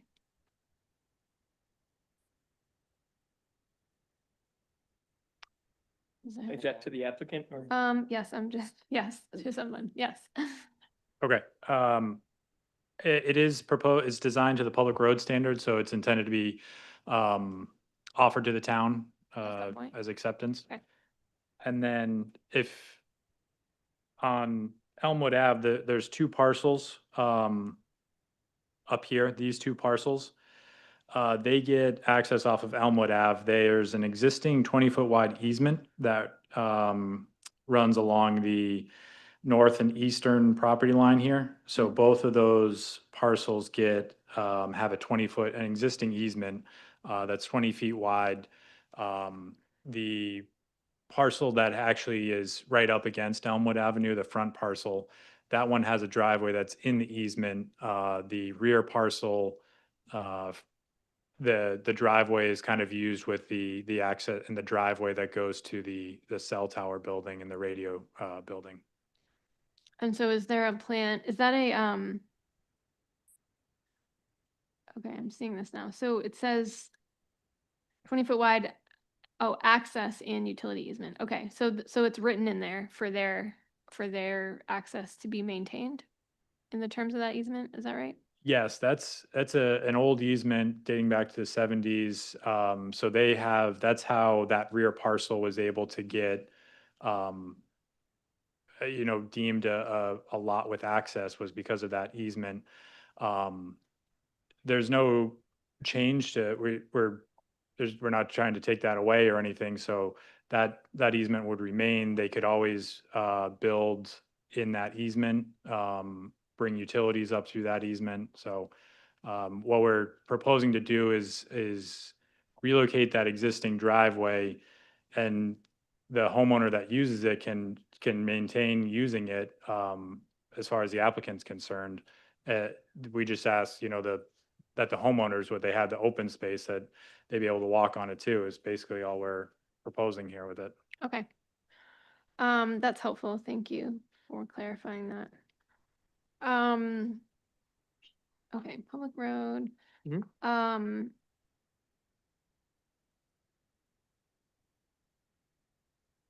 In your presentation, you had also talked about the, so people using that, so pedestrians wanting to come to or from this development to Elmwood Avenue using that access area. Once they enter on to the majority of this site, would then continue to use the 15-foot drainage and maintenance easement around the back of the properties. Is that right? Correct. And so I was just curious if, first of all, if that option extends to them. Oh, I see, it cuts between the two lots. So it doesn't necessarily wrap all the way around, correct? So the Cuts the bet- existing driveway runs through here, so up to Elmwood, up to the rear of the lots, and then the drainage easement runs along the back here, so you could get out to the new road here, and then it continues on and cuts through this Right lot there. right there. Okay, yep, between 14 and 15. Okay, are those access easements intended to be, I hesitate to use the word signed because that would imply that you would want a sign out there, and I'm not sure that that's necessary, but maybe it is like somehow clear to at a minimum residents here and likely residents of the rest of this neighborhood and those of Elmwood and whoever else wants to walk around here, that this is a space that's available for them to do that. And I think we could sort of do that in a couple of different ways. I understand that if there are drainage and maintenance easements, they will have to be sort of physically kept cleared.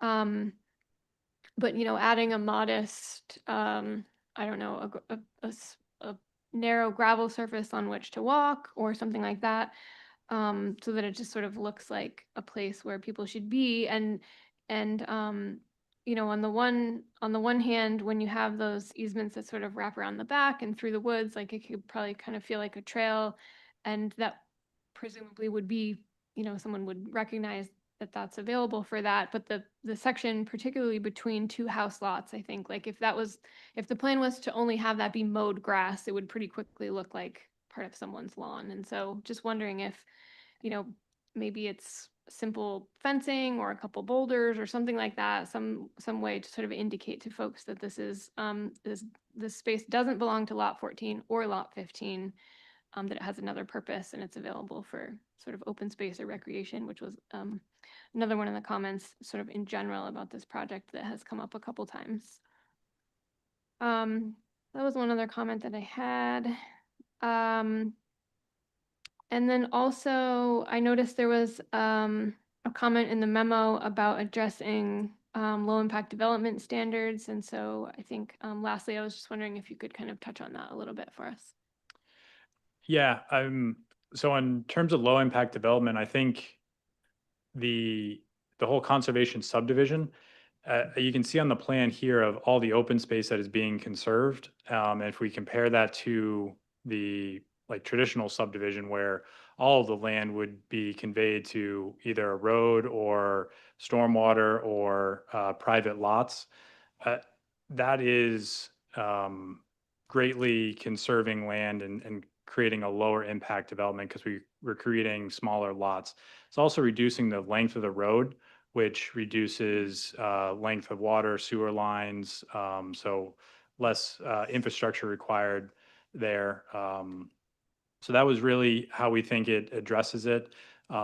We do have some vegetated swales on the site, but I guess with the conservation subdivision, you do get smaller lots that are focused right up on the road. And so that does kind of lend to curb and gutter drainage systems in that regard. So I think it's kind of a trade-off in that sense.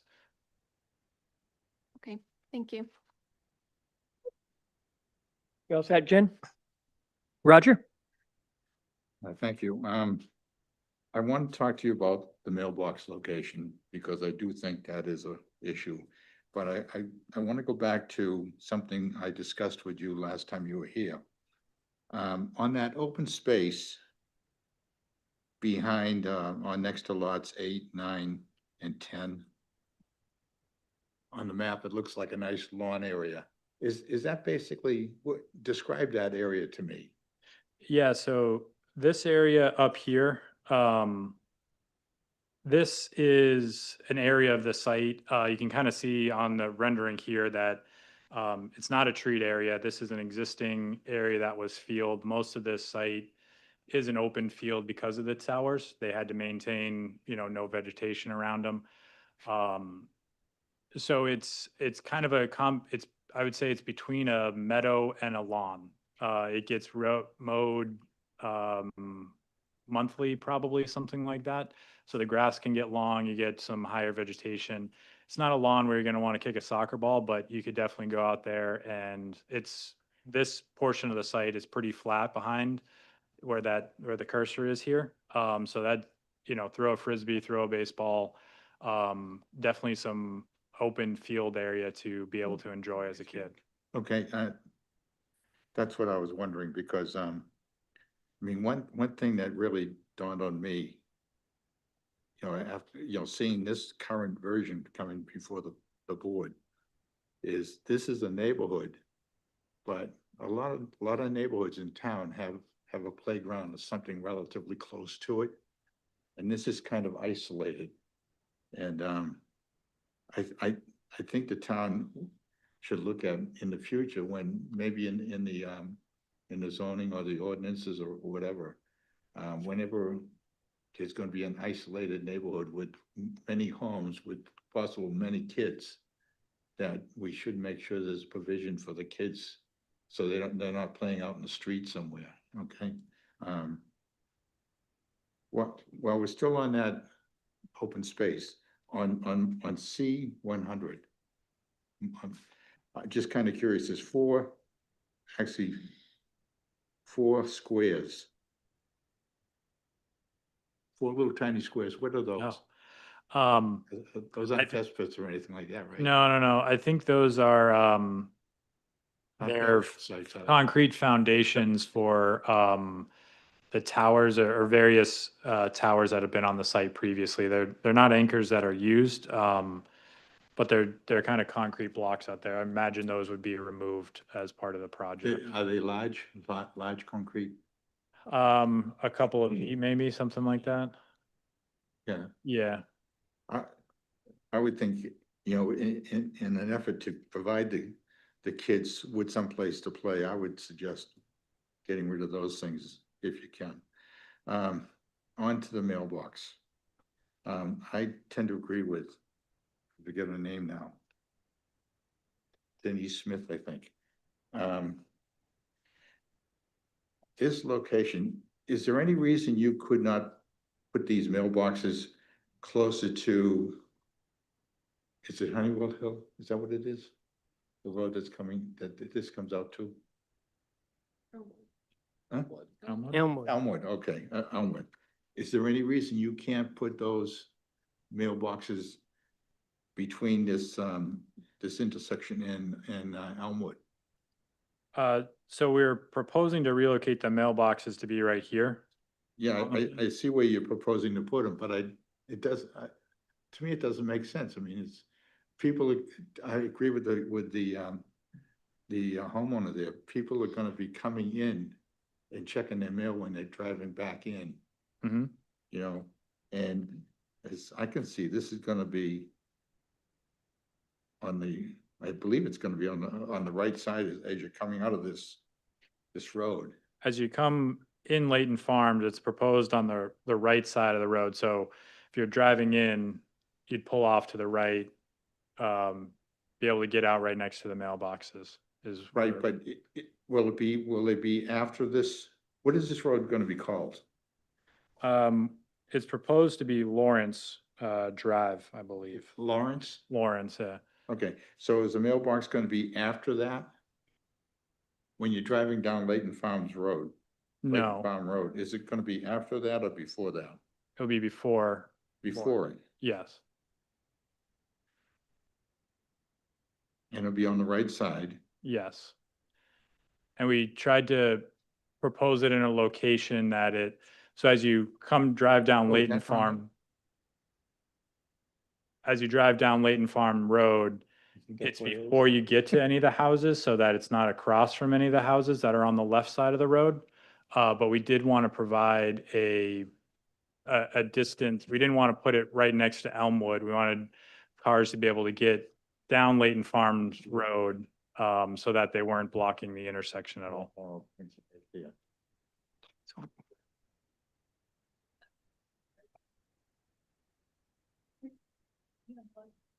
Yep.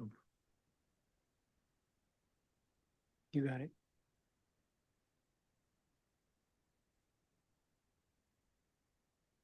How are you turning?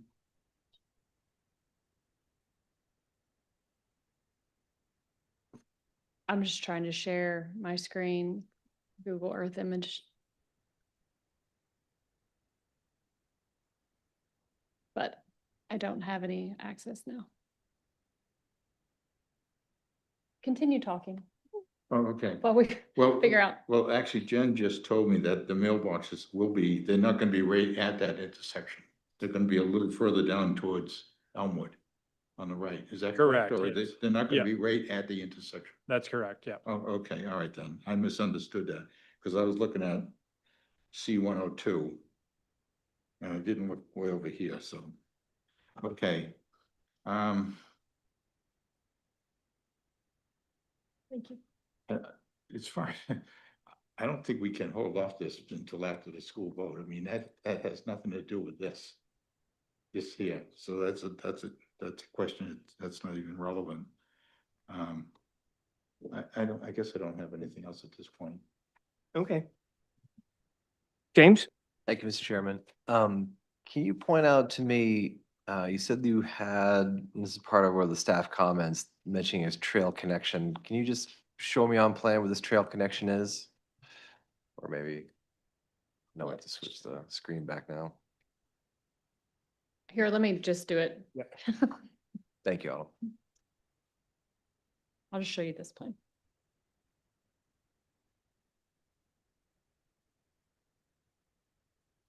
You can, I just wanted to share my screen. Okay, yeah, so there's behind lots, I don't know what the number there are, I can't see it from here, but, behind lots 16, 17, and 18, there's, where we're showing as a cut in the tree line there, that's where we're proposing a drain pipe to go in, so those trees have to be cleared to install the drain pipe. That's the drainage easement, right? That's a drainage easement. We're proposing that that could also be used as a trail. Okay. Which is, it's in the open space, so we didn't really need to convey it as a access easement because it's already in the open space.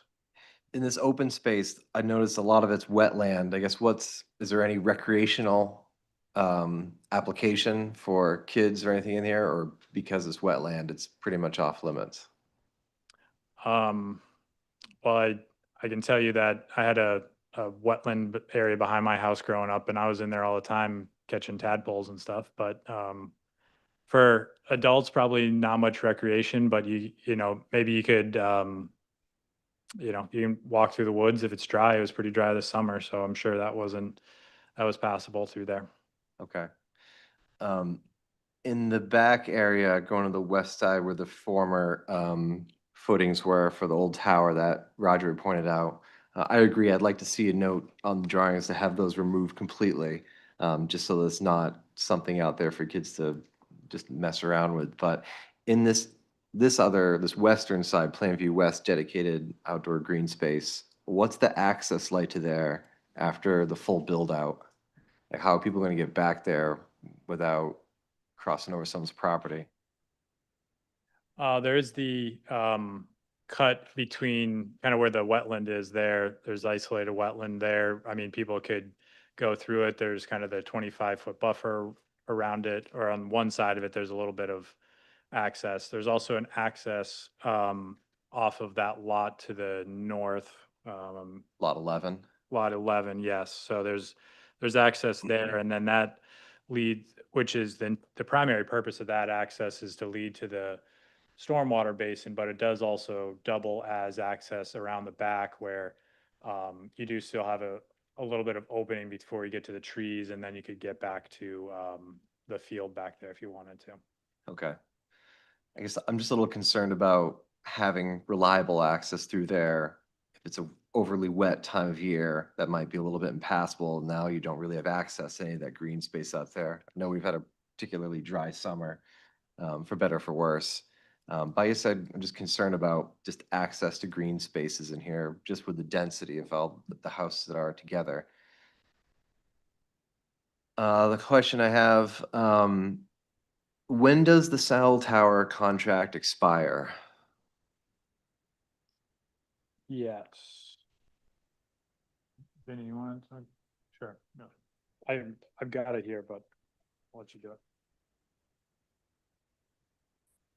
Vincent Maeder, I'm here tonight representing NLM. He's my younger brother Neil's company. He's out of town. The tower, there's two tower leases. One of them just renewed last year, has 4 years left on its current term. The other tower company expires in February 1st of 2026. However, they do have an option if they wish to extend another 5 years without, we can't stop that. And then both of them have one more 5-year lease beyond those leases I just mentioned. So one has 9 years left. One would end no matter what. Their lease term will be up in 2034. One is 2036. No matter what happens, that's when they would both end, even if they extended all their options. Okay. I guess Scarborough has pretty poor cellular reception in general. Anytime we go downtown, do we know, and this may be for more question for town, do we know what kind of impact this is going to have if these cell towers just stop functioning and they're removed? Do we have like an idea of the impact of that, or? No, that doesn't come into, we have no knowledge of that. Yeah, okay.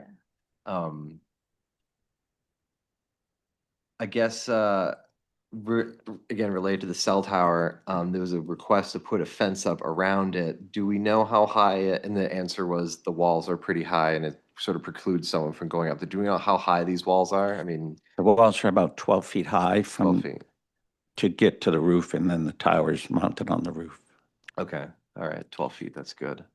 I guess I'm struggling with this because of sort of the lack of walkability for kids in the area, for accessing these green spaces, should other weather conditions happen. And then with the cell tower, the greater implication of removing cellular cell towers, especially in downtown where we're having these sort of issues. And I know that's kind of out of our purview at this point, but it's, as somebody who's driving through there every day, it's noticeable that, you know, any kind of cell service is always a real challenge to get just going down Route 1.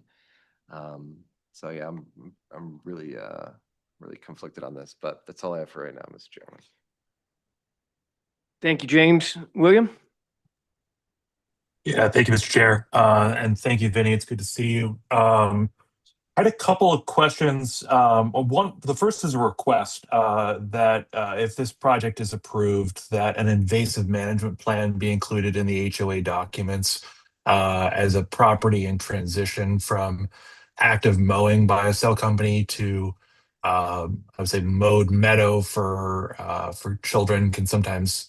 Well, the best time to treat invasives is now, and the next best time is tomorrow. And so just would make that request.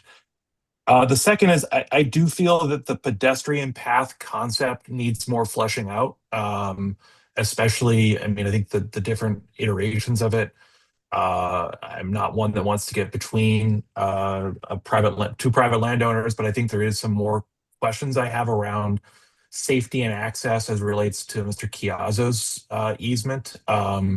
Whether, just whether that would be a safe place for folks to walk, whether that would be a time limited place for people to walk.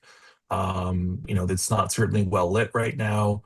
I would, considering kind of the sidewalk access and throughout, would encourage folks to look at building pedestrian access to ADA standards for trails. Those are some wonderful standards that exist. But I think at the base, learning more about how that will be a safe experience for folks to access Elmwood at dusk in particular, and how it would be safe for the existing neighbors there. And I share Mr. Hebert's concerns about the cell coverage as well. But I think the big thing is just the common spaces, maybe more amenities. And I know there's been some versions of the plan to have the projected future homes, if when the cell tower is removed, would just encourage that there be pedestrian crossway through, is it 23-14, some of those middle preserves, so that if folks wanted to get from Elmwood to the common spaces, they're not going all the way around the loop. There's a way to cut through. And I think that's it for me. Thanks, William. I think there's some more work that needs to be done here. I want to just draw out a couple things that I don't think has been discussed, but seems like I would at least like to know potential development layouts for lots 4, 8, 12, and 13 as outlined in this staff comments. These lots are kind of funky in their configuration, and it'd be nice to get some sort of vision of what the layout would look like. I think my colleagues have brought up a few of these other ones that need to have a little more attention from you folks, but also the staff recommendation of a 5-foot between the grading slope and the wetland boundaries. And I'm noting number 10 in their staff comments. Kind of need to see that being complied with. So I think while there's progress made, I think there's still a lot of questions out there. And I don't feel a sense that my colleagues are ready to put a seal of approval on this to move forward. I would also echo some sort of an arrangement should be made with, based on the information provided by the representative for Christopher Chiazzo. I think he's got a vested interest in having some sort of security in his easement.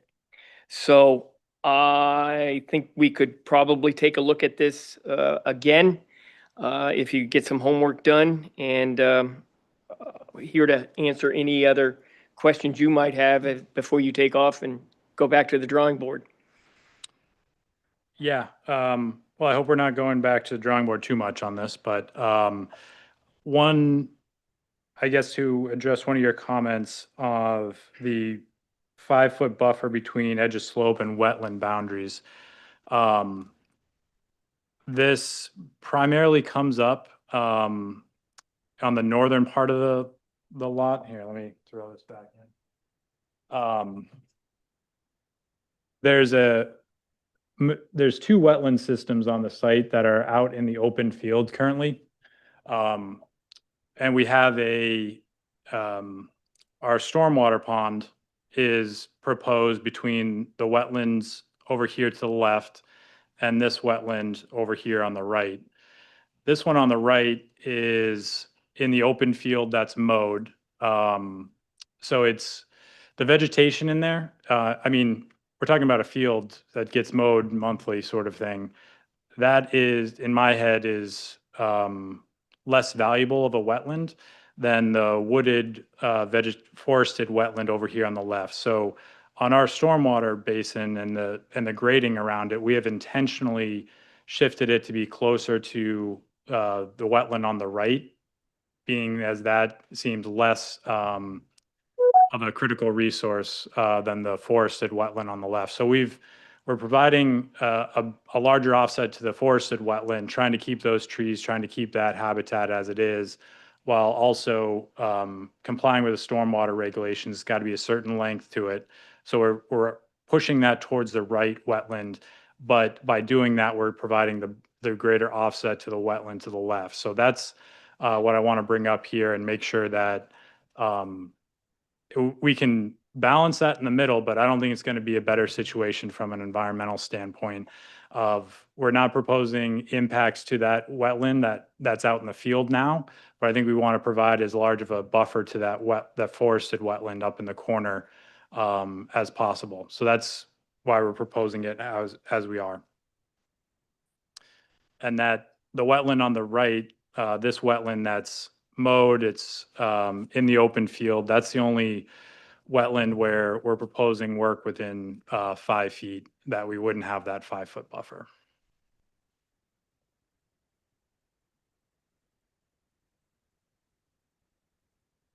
Well, yeah, let's, I mean,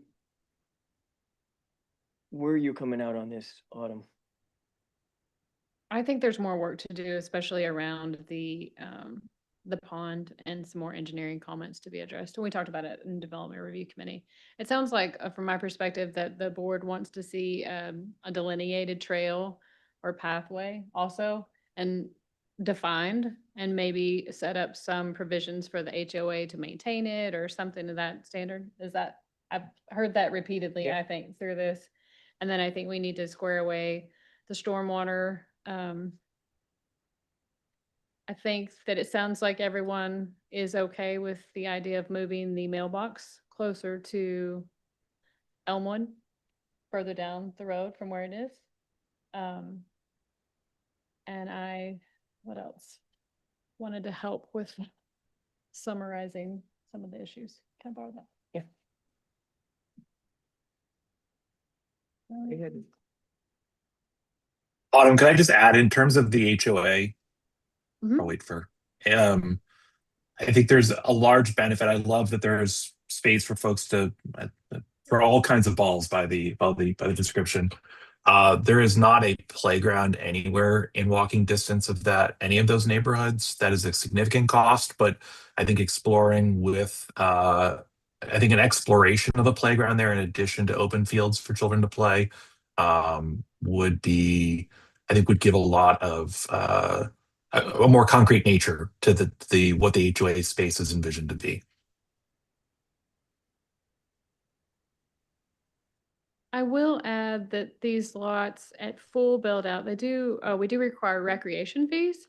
And so while it's a minimal amount because of the number, you could request a waiver for those recreation fees with some amenities that are planned as well. So keep that in mind.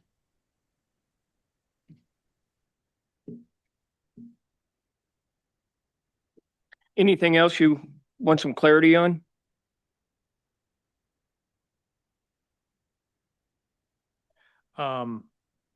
Just to comment on the cell tower is that we're not proposing to take that down. The applicant, doesn't have that option. Okay. It's up to the cell companies. So we really have no influence on the cell service. In 10 years, hopefully we're not still using cell towers is the thought of it. But so. Understood. You want to?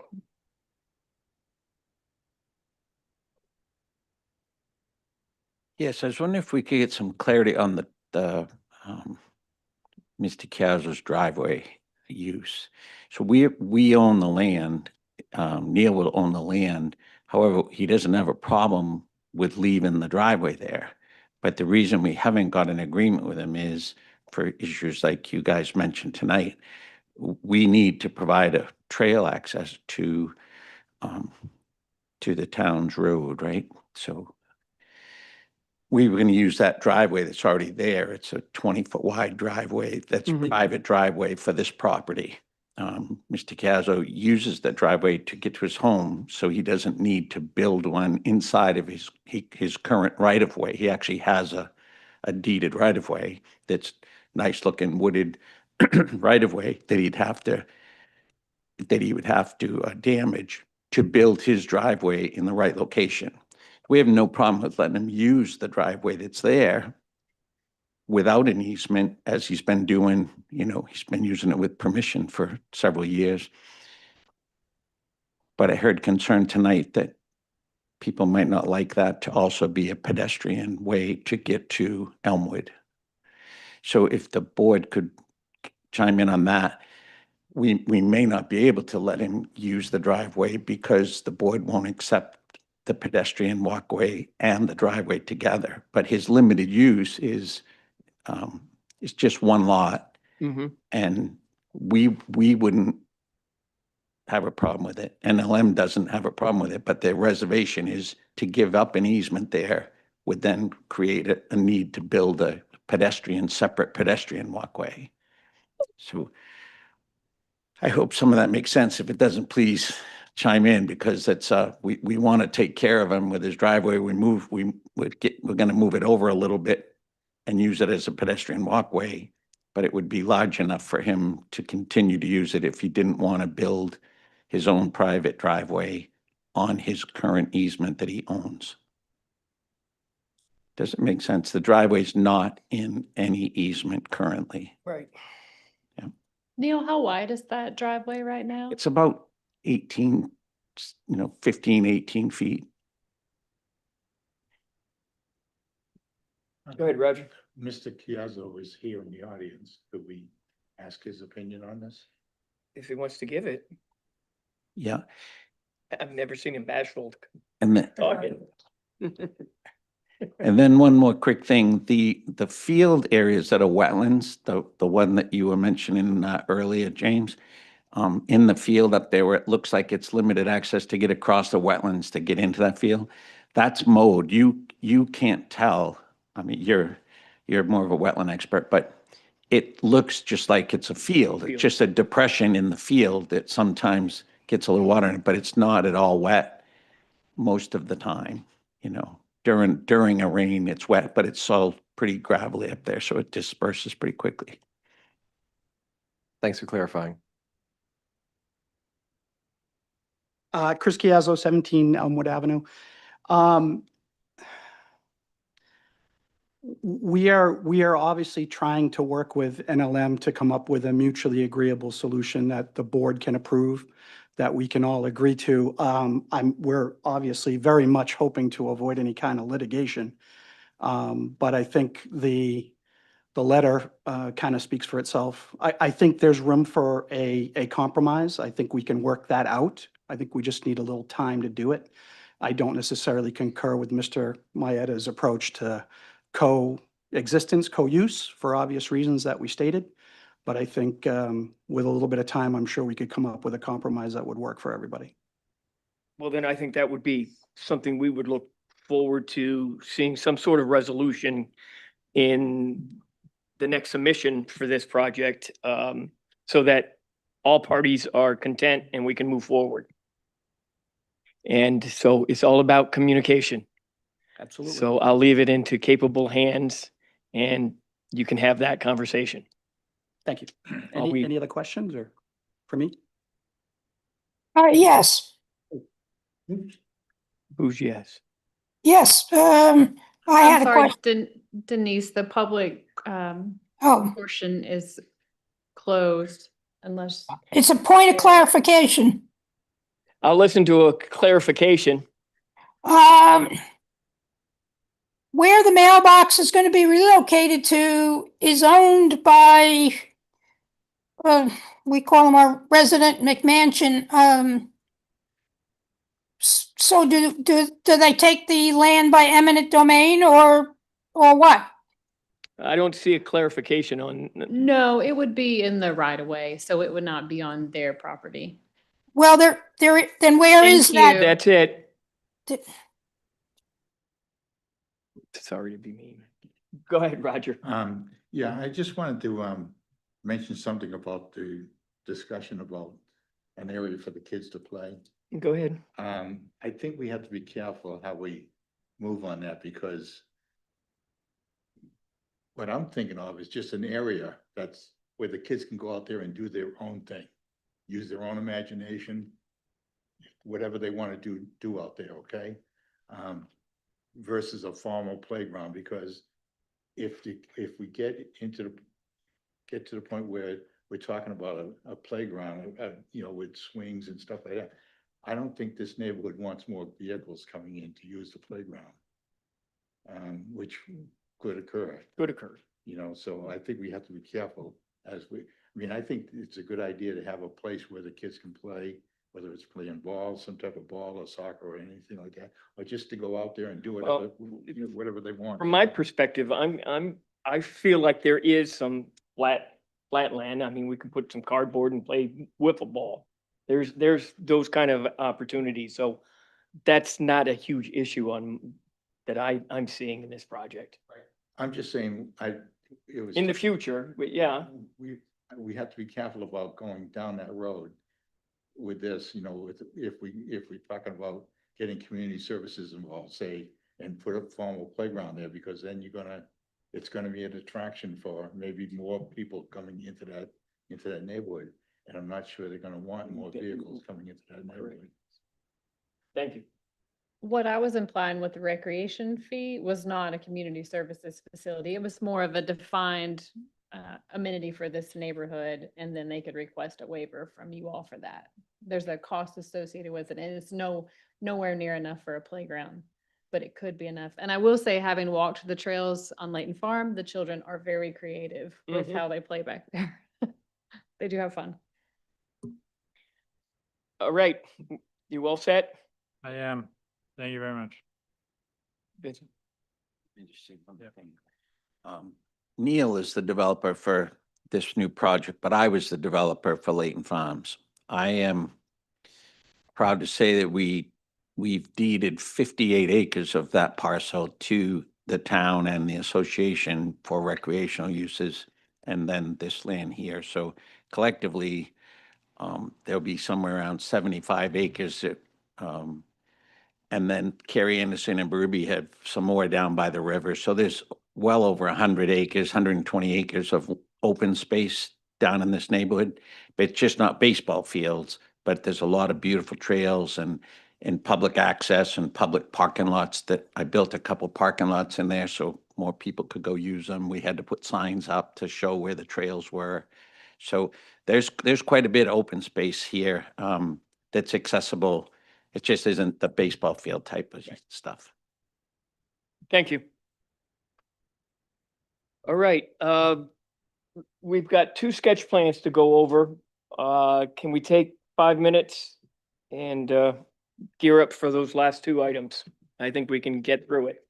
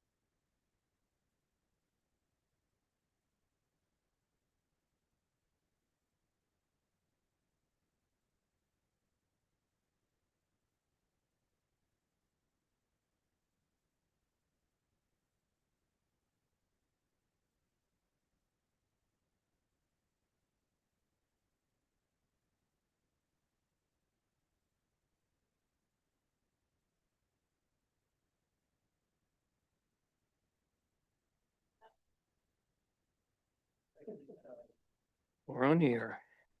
All right, welcome back. We are now on,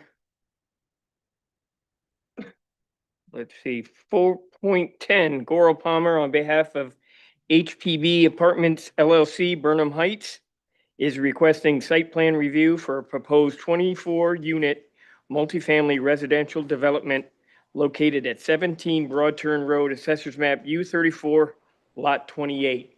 Helen? Yes, thank you, Mr. Chair. As you mentioned, this is a sketch plan review for a 24-unit multifamily residential development off of Broad Turn Road.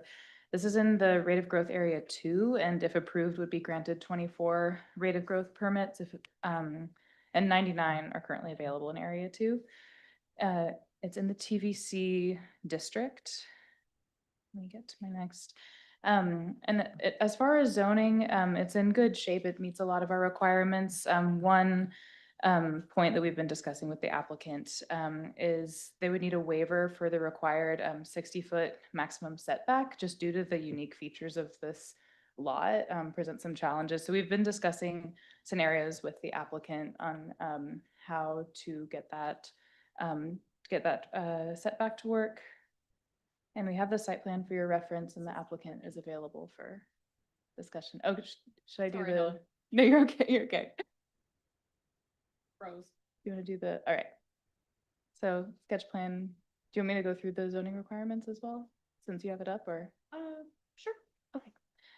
So essentially, as I mentioned, this is checking a lot of the boxes that are laid out in the TVC zoning requirements. I will flag, I mentioned that front setback item, and I'll also just flag that the minimum required, the required density for this site in TVC would be 12 permitted units, but with our density requirements, our density factors, studio and 1-bedroom units count as half a dwelling unit. So in the context of this particular lot and the proposal, that's why the 24 units are in there. So I'll leave it at that, but if you have questions for the applicant, they're available. Thank you, Helen. And for the applicant. Thank you, Mr. Chairman and the board. Steve Bushy with Goral Palmer Consulting Engineers. With me is the owner developer here, Harold Burnham. And Harold has a few things he'd like to just offer to you folks in terms of background and his motivations and so forth. Just for clarity, I appreciate the fact that staff has the planning site plan that we provided, but here, just as an overall, gives you the representation of where this property is located with some frontage on Broad Turn Road and then Route 1 here, Payne Road on the Vine here, and some undeveloped land and so forth. And after Harold speaks, I'd like to just walk you through a couple of the things that we've come up with or seen as well that go back to some long-term studies that the town has done with respect to TVC and Dunstan area and so forth. And I think are drivers for what Harold's proposal is. And I also appreciate Helen outlining the density piece, the density provisions here, and that the proposal here for these units in this single building, which would have 24 units, there would be, I believe, 12 studios and 12 1-bedrooms, all below the 750 square foot threshold number, so that those only qualify for 0.5 unit per. So that's allowing us this increased density per se.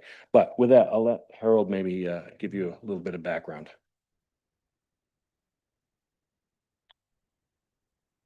Hello, my name is Harold Burnham, the applicant, and I'd like to address one of the written public comments first.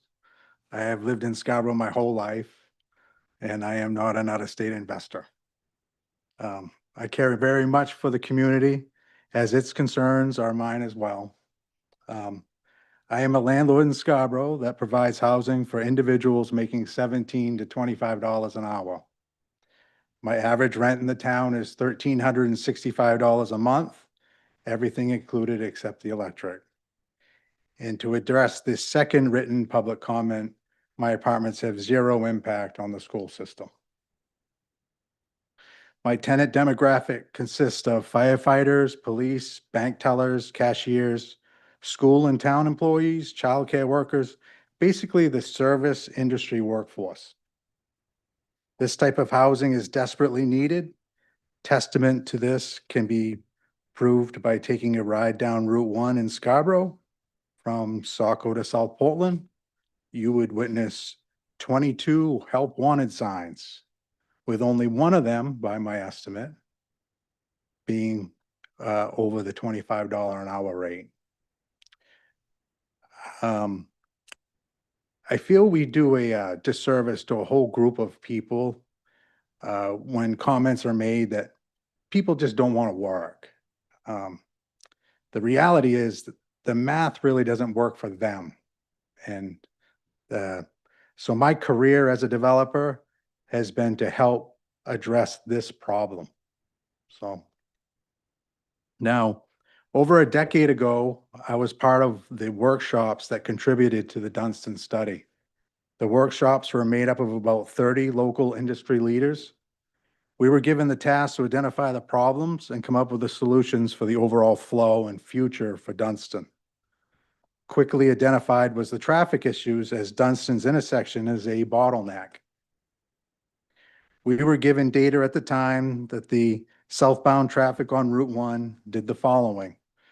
50% of the traffic drove straight through, 15% of the traffic went up the Broad Turn Road, and 35% of the traffic went down the Pine Point Road.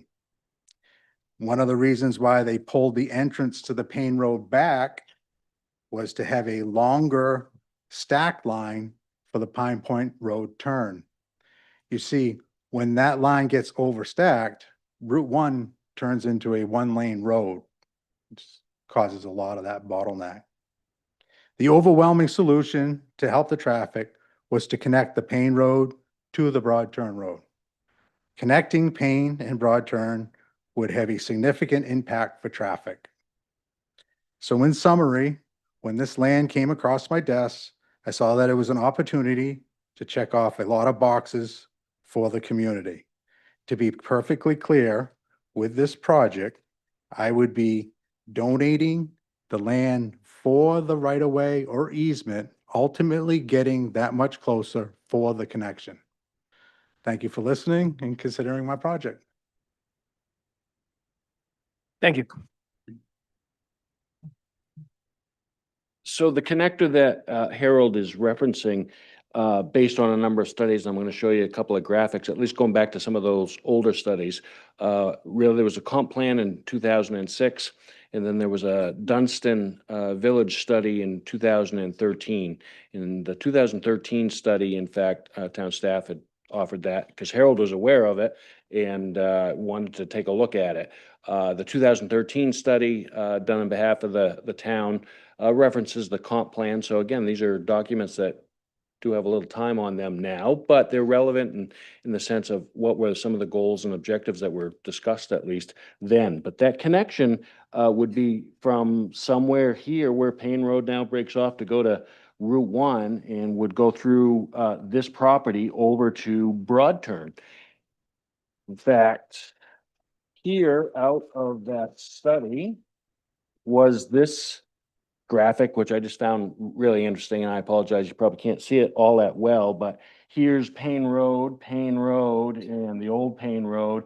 You can see that at some point in time, somebody conceptualized really robust development approach, obviously, to what is not only just the land that Harold currently owns, but that entire area. There's probably 70 acres or more there that are currently undeveloped between Broad Turn and Payne Road. Now, obviously, there's other land ownership in play in all of that, but I think to Harold's point and what he is saying in terms of checking off the box relative to, oh, there was this piece of property that he has now been able to take control of, and he is certainly on board, having talked with staff of my project. If I can do these 24 units within a single building here, achieves one goal of his as a landlord and developer.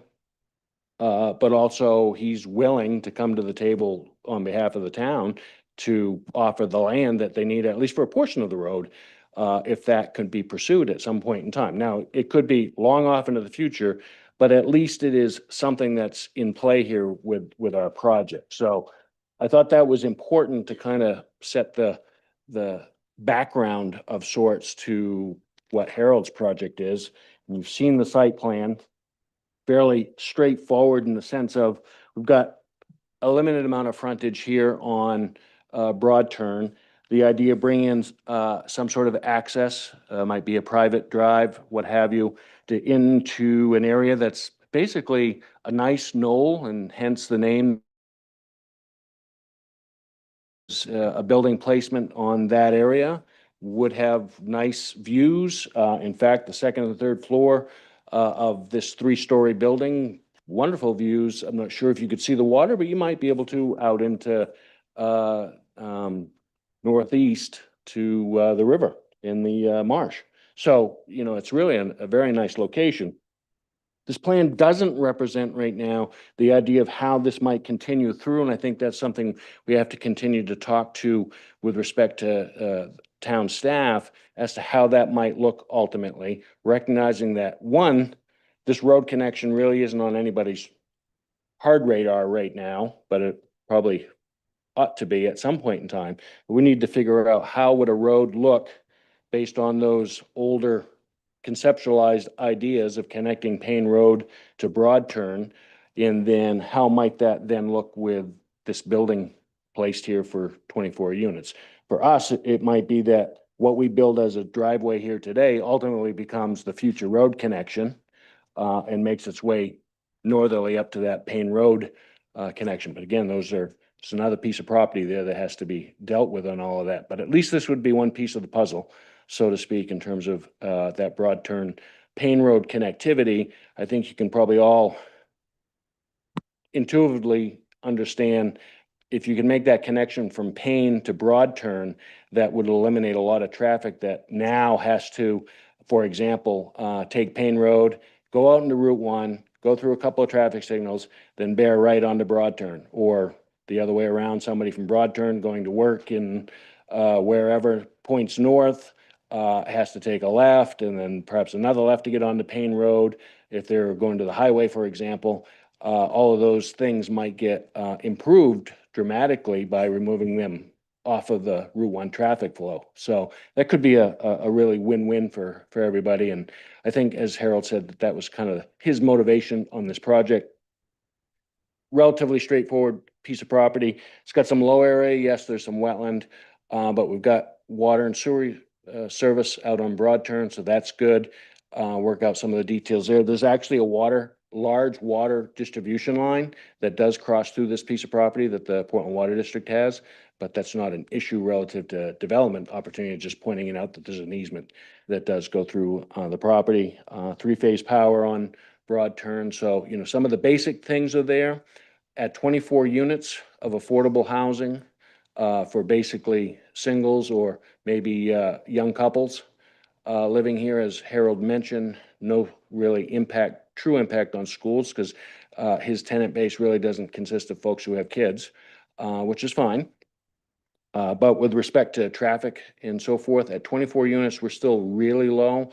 Our initial traffic numbers, and this goes to some of the staff comments at sketch plan level here, we're going to have to submit, you know, a full traffic review and so forth, and that's underway right now. But the initial things that I've been told by our traffic folks are, well, it's really not a big generator per se, but we're, you know, fully aware of Broad Turn Route 1. Obviously, it's got a lot of traffic and dealing with that, but we don't look to the idea that 24 units is going to cause any significant issues with that.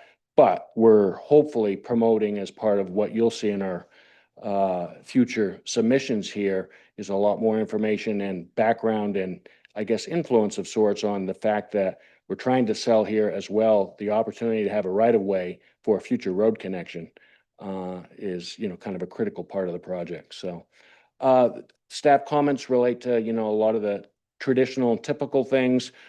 I'll note staff has made a comment up on the northwest end of the property. We border a very short piece of it here up against Phillips Brook, and Phillips Brook's an urban impaired stream. Peer review and staff comments all support the idea of a 100-foot setback. We did have some grading for some stormwater management facilities.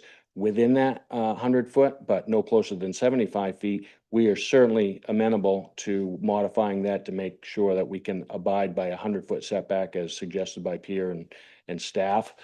Staff also pointed out that we were coming here on the sketch plan with 48 parking spaces, and we really don't need that many. We could knock that down to 36 with 24 units, so that would be a 1.5 basically ratio per unit. And with that, that allows us to kind of tweak things, and we'll bring back our stormwater facilities and so forth and get out of that setback zone. So we can do those pieces. Helen alluded to the fact that we still have to work with staff about the idea of the one dimensional provision within the TVC is this maximum 60-foot setback. So it basically is pointing towards the idea that buildings ought to be built up close to the right-of-way line. And we have a unique piece of property here where we have narrow frontage, although it meets the frontage requirements of the zone, but our developable area is really like set back. So we've got to come up with maybe some creative thoughts here of how we're going to try to achieve compliance with the 60-foot maximum setback piece. So we're going to continue to work on that with staff, I hope, and go from there. So I think with that, I'll turn it back to the board if you would like, sir. Thank you very much, and thank you for the your insights on why you purchased this property and your vision. This item is available for public comment. I will note that we've received public comment from Victor and Vicky Rodriguez and Dan Dyer, as well as I think there were a couple that were added. No, those are the two that are in the agenda.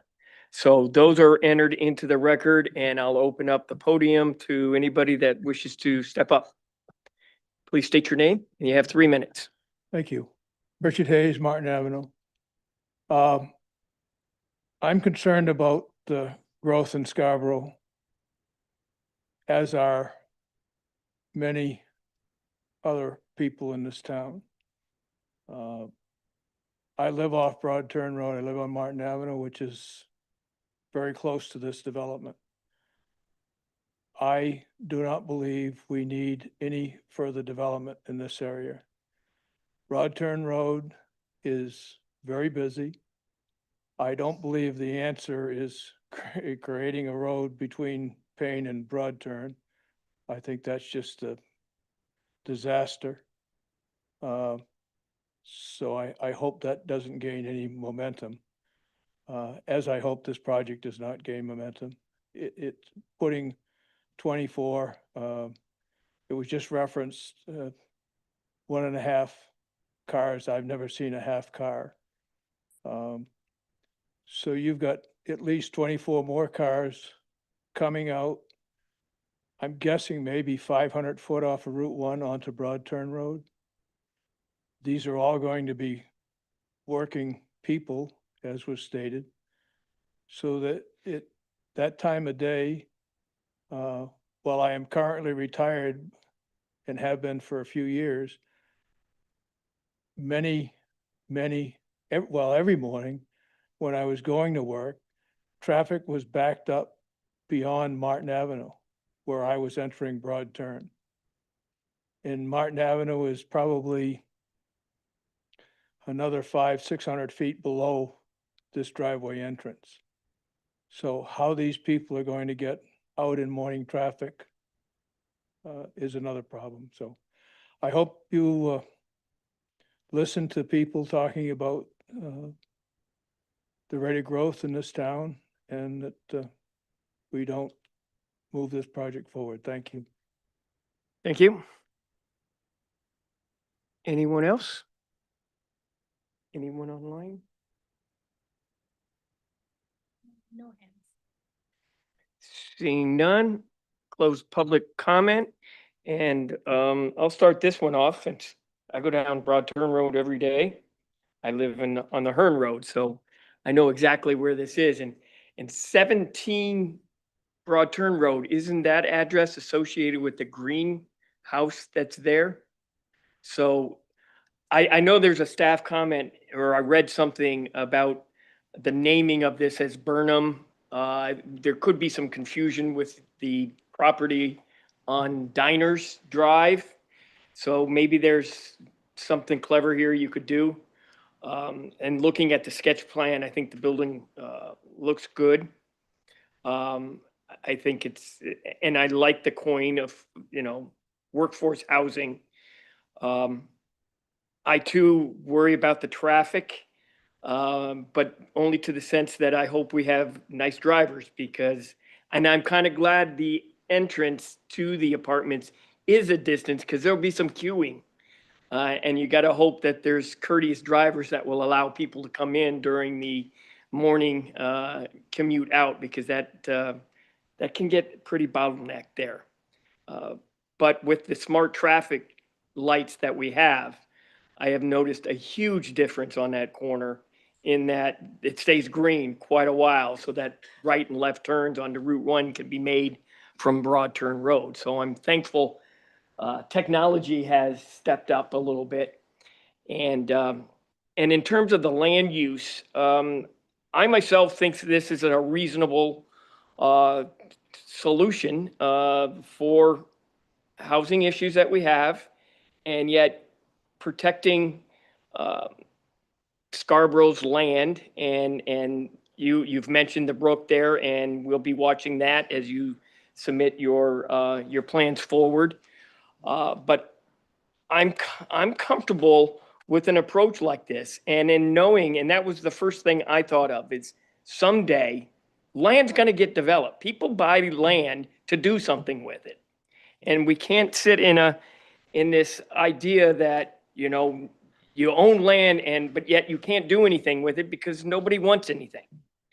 That's just not reality. My hope is that at some juncture with this land and with the attitudes that people can have, is that there could be a connection with the Payne Road. And I think it's a viable solution. So I'm looking forward to seeing how you address the multitude of questions that staff has laid out, which are quite typical at a sketch plan. And I know you folks are not new to submitting to Scarborough. And I know you have a good relationship with our planner and team. And I look forward to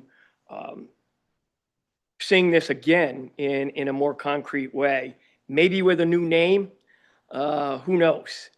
But that's just my 10 cents worth, since I really feel like I wanted to address the fact that I, as a resident, and I go down that road every day, I'm comfortable with having this approach and with the idea that down the road something else could happen. I may not be around for that, but at least we're talking about it now, which is a good thing. So now I'll turn it over to my other colleagues, and it looks like you're ready to jump the gun. Well, I just wanted to, there's a couple of things. And this comes up quite often with citizens who don't want any more growth in town. And I just wanted to clarify it once again. If somebody has a piece of property in a growth area and they meet all the criteria that we require them to meet, I don't believe we have any legal recourse to say they can't do it. Is that correct, Autumn? Okay. So and we do definitely have a need for affordable housing. There's no doubt about it. So, but I just want to mention another thing too, and Mr. Burnham probably knows more about this than I do, but I recall maybe 20, 25 years ago, there was discussions about extending Payne Road right across Broad Turn and having it come out down where Dunstan Village is right now. And because, I've lived here since '79, and Dunstan's always been a problem. Traffic has always been a problem, and it will continue to be a problem until it gets corrected. So now I think it would be great if there could be, this would be just a small improvement, but if there could be a connection between, going from Broad Turn Road out to, right by, on the Vine, that, Payne Road right there. Because I can tell you, people don't want drivers going back up Payne Road, because that was an issue when Cabela's came in. The people who lived on Payne Road didn't want more traffic coming down Payne Road down to heading south. You may remember that. So it would, we'd have to make sure people understood we want them to get back out onto Route 1. Then they do want to get into Portland and go up Route 1 and get on the Parkway and get in that way somehow, But that would be an improvement to alleviate some of the issues at Dunstan intersection right now. So, I mean, we keep hearing the same thing from citizens, that they don't want any more growth. Unless they want to buy the land themselves and not build on it, then it's zoned for development. And we just have to do the best we can to manage that development. So at this stage, regarding the setback, I mean, considering the configuration and what they're dealing with here, I have no problem with that. So that's all I have. Thank you. Thank you, Roger. James? Not too often we're looking at too much of a setback, which is weird, because when I looked at this at first, I didn't really see how it could have been any closer to the road, but I don't have an issue with it being too far from the road with I guess, too much of a setback. To Roger's comment about traffic, I also live in this part of town. I make this commute on Payne Road and Broad Turn Road many times a week. And with regard to traffic, and this area is a real significant issue, and I've experienced this over 35 years that I've been going through here. If you want to make a difference about too much growth and overdevelopment, then the ordinances need to change so that we have more legal tools available to us to deny or make changes to large-scale developments. You go to town council, you make a case for a building moratorium, while we update our ordinances with more stringent requirements for developers.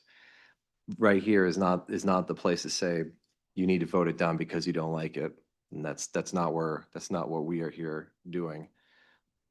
Question I have for developer.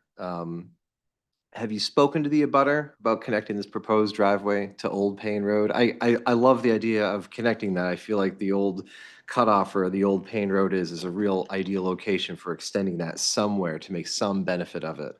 And unrelated to this, but across the street for Route 1 North, eventually, I know there's a study done on this like 15 years ago, but connecting Pine Point Road to Route 1 North to bypass that whole intersection as well is another thing that should be revisited again. But have you spoken to the abutter about this proposed drive to Payne Road, and has that discussion been had with them?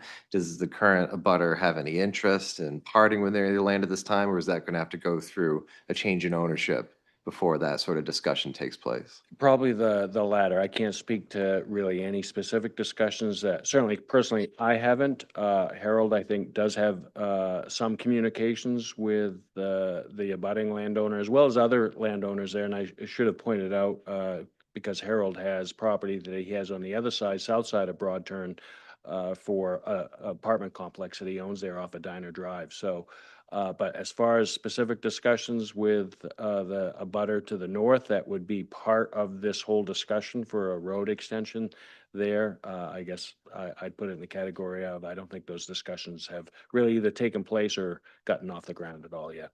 Okay. And I can't speak to if the town has maybe had that discussion with me. I don't know. I mean, maybe it's just for informational purposes during this process, reach out to them and see what their current feelings are about this. Because I, for one, would like to see it in my lifetime and not wait until several generations pass for this to happen. But on the basis of looking at this particular application, as I'm landing this plane, I don't have any issues with the workforce housing that's here. I wouldn't, and because the applicant is so passionate about keeping this as workforce affordable housing, asking for fewer parking spots there to really limit the clientele as far as folks that are going to be there, limiting it to workforce housing, I'm in support of. So that's all I have for now, Mr. Chairman. Thank you, James. Jen? Yes, I just want to be really clear and thank the applicant for this type of approach to this parcel. Because if you're still here, you sat through at least one other example tonight of where an access point existed at one point and doesn't exist anymore. And some of us were probably on the board at that point. I don't remember that one, but it can be, my point is it can be hard to see down the road, no pun intended, on why something might be necessary. But it's a good idea to plan for it anyway. So I like the idea of you having a conversation with the abutter just to flush this out. It's obviously an idea that's been circulating for a long time. Try it again. Let's see. Are we up for it? Are we not up for it? Either way, I think it's something that you should plan for on this site, and we can let the future of us's work on that down the road. A project like this would take a very long time to get to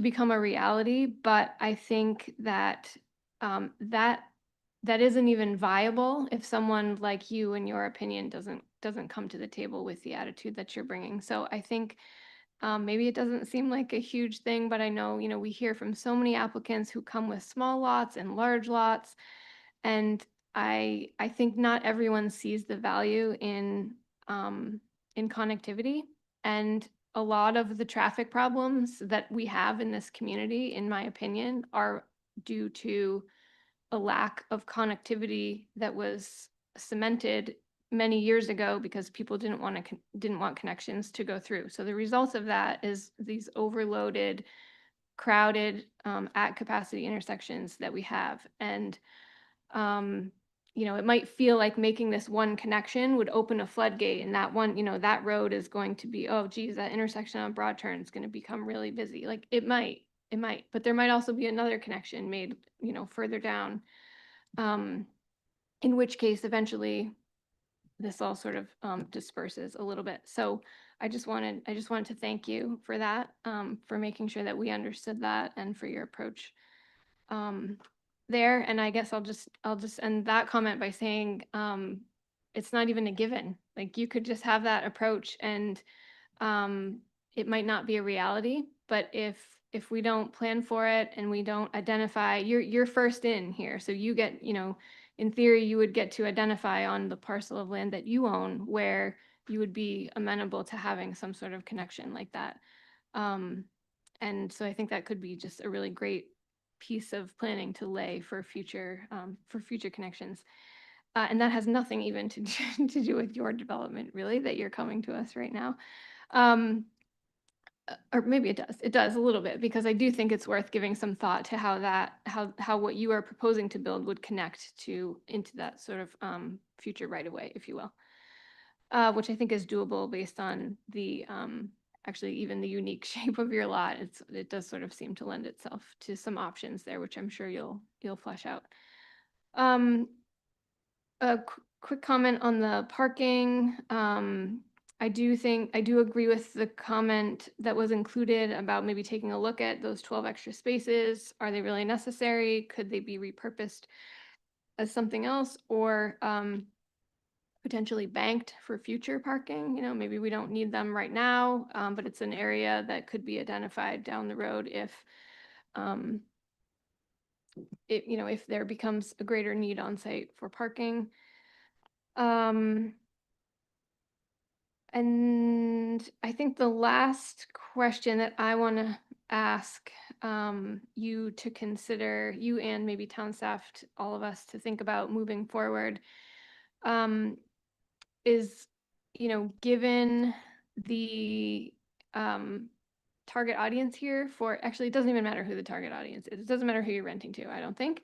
But this location is not that far from Dunstan Corner. It is approximately 500 feet or so to the intersection. And today, I believe, was there was a formal announcement made indicating a stronger partnership between the town of Scarborough and Metro to increase bus service along the Route 1 corridor for folks here. And so I think that that could be another great option for people in this type of development where it's a short walk to a bus line that could get you either north to Portland, south to Biddeford Taco, the train station, who knows where else. But it just becomes another option in the toolbox for folks living in this close proximity. And I think that it is reasons like that why this area is identified as the TBC zone and sort of targeted for some additional growth like this. It's because we have those kind of amenities. It's going to be a much longer time before we run any sort of bus down, further out Broadturn Road, because there just isn't the density to support it. But you are proximate here to a transit line like that could be really handy for some of these folks, particularly at off hours. And so making sure that there's a safe connection for them between this location and probably the Dunstan Broadturn intersection proper. So just something to think about as we move forward in the site plan process. And that's all that I have. Thanks, Jen. William? I guess one of the benefits of going last is I can just say ditto to a lot of the comments already. I really want to echo a lot of what Jennifer just said and to kind of underscore that deep gratitude for exploring workforce housing and having a commitment to that and a clear passion for that. I see far too little of the passion for that in this area. In terms of the 12 extra spaces, again, I don't know the practicality of this, but I was excited to see the news about Metro in the paper this morning and whether or not that those 12 extra spaces could be converted to some sort of access for public transportation. Cars are just getting more expensive, and it would be great if we could remove that budget line item for workforce housing, citizens of workforce housing. And I do just want to thank Roger and James and everyone else for their comments about what is and is not in our purview tonight. It is always hard to find a place to have frustration and heard. And just, I think just underscoring that there are things that we're looking at, and I think the town council is a great venue for some of the concerns that we heard tonight. So thank you again to the developer for bringing this forward, and I hope we get to see this one back because I'm excited to see where this one goes. Thanks, William. Looking to the applicant, do you have any questions for us? No, very great input and much appreciated. So we hope we can kind of move forward here and tighten things up quite a bit and come back to you with a good package. We'll see you when you do that. Awesome. Thank you. Thank you. Thank you. All right, down to one left. We did it. All right. Item 4.11, Herbert Construction, Gora Palmer and Studio. I'm not sure how to pronounce that. Trika. Okay, thank you. On behalf of the Maine Mariners, Lot 2 are requesting sketch plan review for the construction of an approximate 42,000 square foot ice hockey arena located at 59 Innovation Way, Assessor's Map U53, Lot 2. Helen. Thank you, Mr. Chair. So this is a sketch plan for a practice ice arena in the Downs Innovation District, actually just up the road from the amended subdivision that you all looked at earlier tonight. It would have about a 42,000 square foot footprint. And as I mentioned, it is in the Downs. This is a fairly large lot, as is reflected in the space and bulk criteria table that we have for your reference. I will flag that a couple of the comments we've had in staff discussion include parking provision and the parking ratio, and the estimate sort of process that the applicant used. So I wanted to mention that in case you're interested in discussing further with the applicant, as well as the front setback, and as that relates to the parcel type that this lot is in the Innovation District master plan, because that comes with a few requirements as well. But I'll leave the rest up to the applicant. They're available for discussion. Thank you, Helen. And for the applicant. Good evening, Drew Gagnon with Goral Palmer representing Power Play Practice LLC. I'm actually going to let Sam Murray from the Maine Mariners come up here and say a few words, and then I will be right back to finish up the presentation.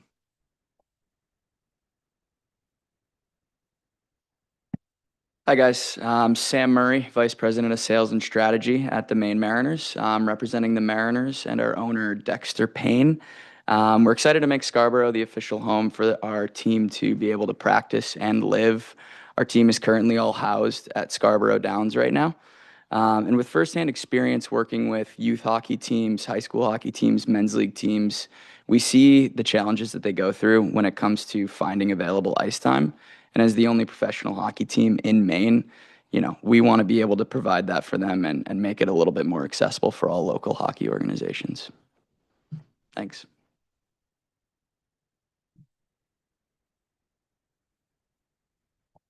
Good evening, Dan Bacon here on behalf of Crossroads and the Downs. Drew's going to do the presentation. I'm just up here to express how excited we are actually as the Downs in terms of working with the Mariners and working with them on a site that we think is great for the Downs, but more importantly, great for the town of Scarborough and the region. I can think of at least 3, maybe 5 different ice arenas that have been considered over the last 20 or so years by Scarborough in a variety of different locations. And this one is real, and we're super excited to kind of have this opportunity for the town. And Sam and his team are not only going to provide a practice facility, but provide opportunities for, as he indicated, ice time for youth programs and regional use.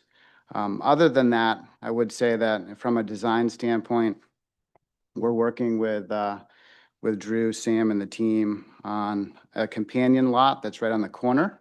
And Drew will kind of walk you through that as well. It's not the subject of your site plan application, but it's designed in a very integral way. So it's proposed to be a small retail restaurant building that can really kind of anchor the corner by the roundabout and share access, share infrastructure. So again, not to jump into the presentation, but I wanted to speak to that in that that's not going to be the focus of the presentation this evening, but we'll move forward with them concurrently with site plan review as they progress. So I'll stop there and let Drew walk you through the project. Thanks, Dan, and appreciate the board flying through the agenda tonight. So I will be as quick as I can here on the presentation, and I'm looking forward to board feedback. So this is a proximity plan. Payne Road's up here in the top left corner, Scarborough Downs Road, as well as the roundabout and the Costco, which is front center on the screen here. So you can see the proposed development area that this project is utilizing. Team members, real quick, owner's representation and general contractor Hebert Development.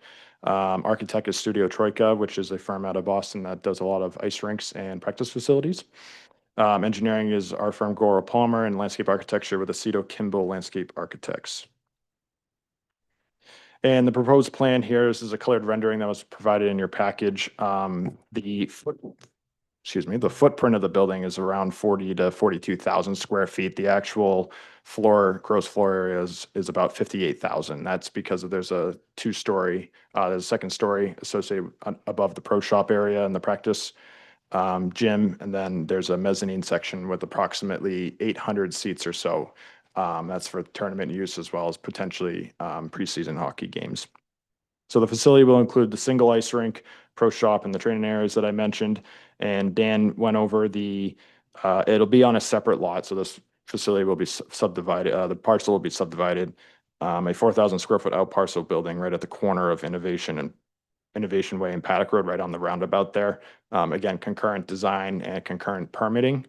Just wanted to note that the Mariners facility is going to be on just this isolated lot here in this bold dash line.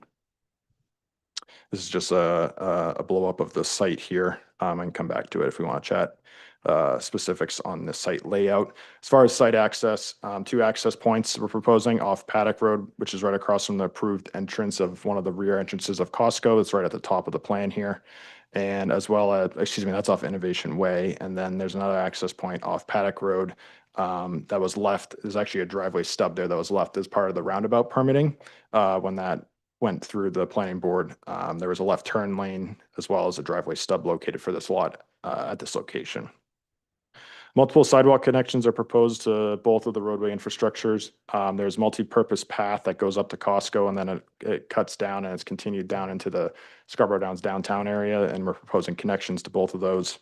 And as part of an original, I believe it was 10th amended subdivision approval, a trail connection from Innovation Way south kind of through this blue area by the stormwater facility was proposed and approved. And that trail connection will be maintained for this development. And we'll have specifics as far as how that trail is connected in during our site plan application. As far as infrastructure goes, everything we need is in Innovation Way. Green is the sewer lines that's shown. This is just conceptual at this point. Fire and domestic water service stubs, as well as underground electric from a stub off the utility pole directly across from Costco. And I wanted to chat about parking here for just a little bit. That we had a few comments from the town and the peer reviewers on this, and we understand this is a critical piece to the design. So 263 parking spaces are proposed. That's on the Mariners site completely, so independently of the adjacent site. Obviously, with the design working together, we understand that some of them are going to be shared to some use, but we tried to look at this independently to make sure we had the right parking. So that's 304 total between both uses. Obviously, this is a very unique building use. There's not anything in the town of Scarborough standards that we can point to for a parking ratio. So we looked at, and this table was provided in your application package. We looked at 6 or so ice rink facilities around New England to try to get an appropriate seat per space ratio.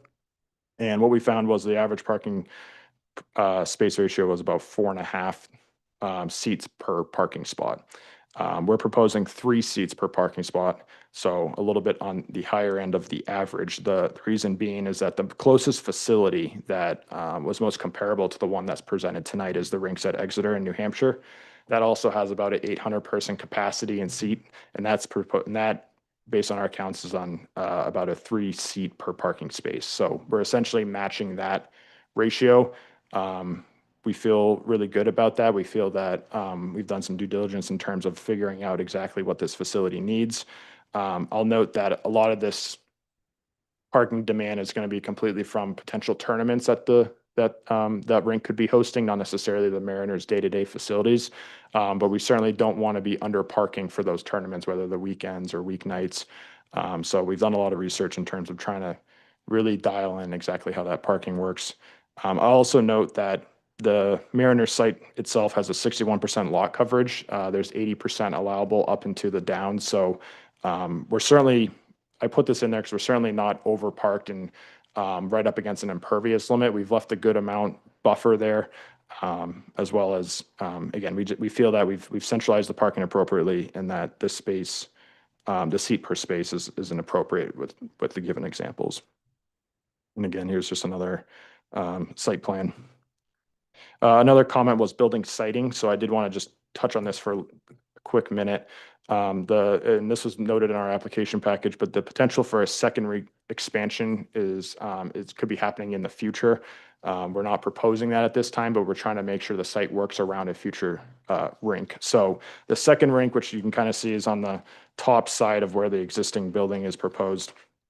The rink really needs to go in this location based on interior programming. The locker rooms and some of the equipment storage areas are going to be along this north side of the building. And to add the second rink has to really be in that location. So given that, we're kind of left with, all right, for in the future, if there is a second rink, this is really the location it needs to go. So with that, we also need a ring road around the entire facility for fire access. So we recognize that. So what we're doing is we started with this ultimate potential design. We know we need a ring road around, and we're double loading that ring road in terms of trying to reduce impervious area. So we'll use that travel way in the parking lot as well as the ring road as the travel and double load that parking.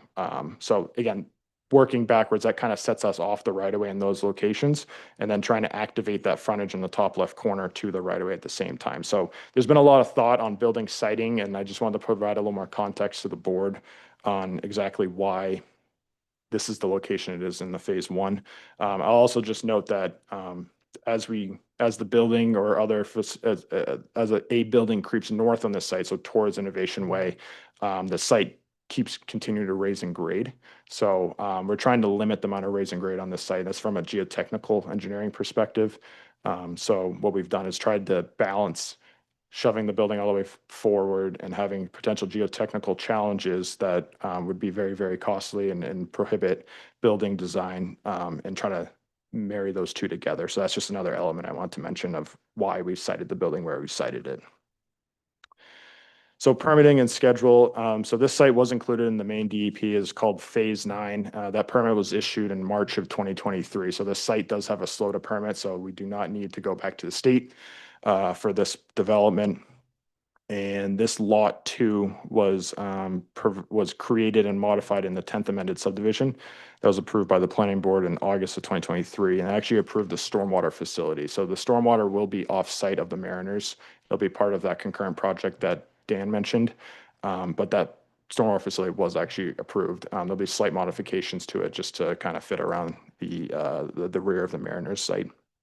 So this project will amend that lot 2 line. It'll actually create another parcel for the Mariners. And so with that, we'll have a subdivision amendment and a site plan application that'll be coming forward in your future meetings. And the goal here is to start construction in Q2 of 2026 and be open sometime in the 2027 hockey season. So certainly an expedited schedule, but we're looking forward to the challenge and moving forward here. So again, looking for board feedback on this being a sketch plan item. Again, I thank you for your time this evening and happy to answer any questions. Thanks. Thanks, Drew. This item is available for public comment. Anyone wishing, please step to the podium.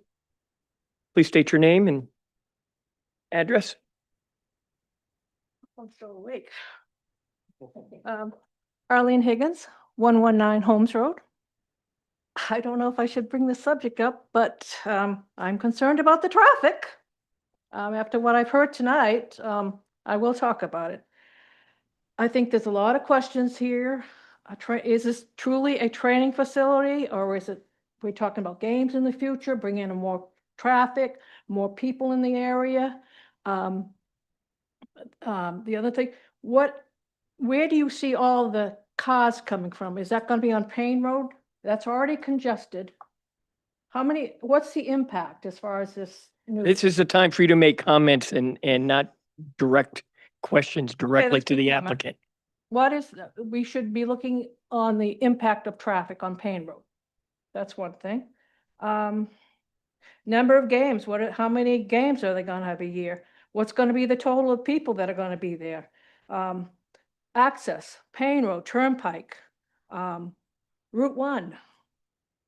If they're talking about another rink in the future, that's more traffic, more people, more games. These are issues we need to look at.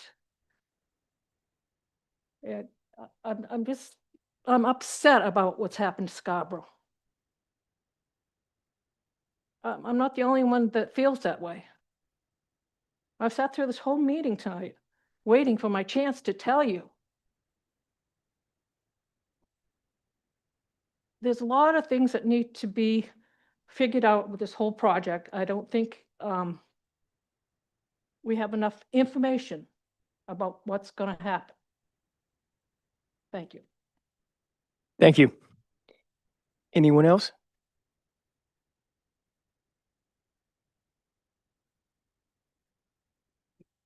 Yeah, well, I was going to do that after. Hi, I'm Mike Scammon, 39 Ingleside Drive, and I'd just like to say that this is the type of project Scarborough needs. Concerned with traffic as well, but you have many avenues, Route 1, Turnpike, Payne Road. You have the Scarborough exit right there. There is a concern, but I don't think it's that overwhelming because this is exactly the type of project the town needs. The revenue that will come from it will bring taxes down. This land around Scarborough Downs is probably the most valuable parcel in the state. That's my belief. And we can't expect something like this not to happen. This is going to drive interest from other avenues. It will help develop part of Higas Parkway that I'm involved in. It's all plus, and we shouldn't fear it. This should be a good event if this would happen. There's more positive than negative here, and that's how we have to look at it. Thank you. Thank you. Anyone online?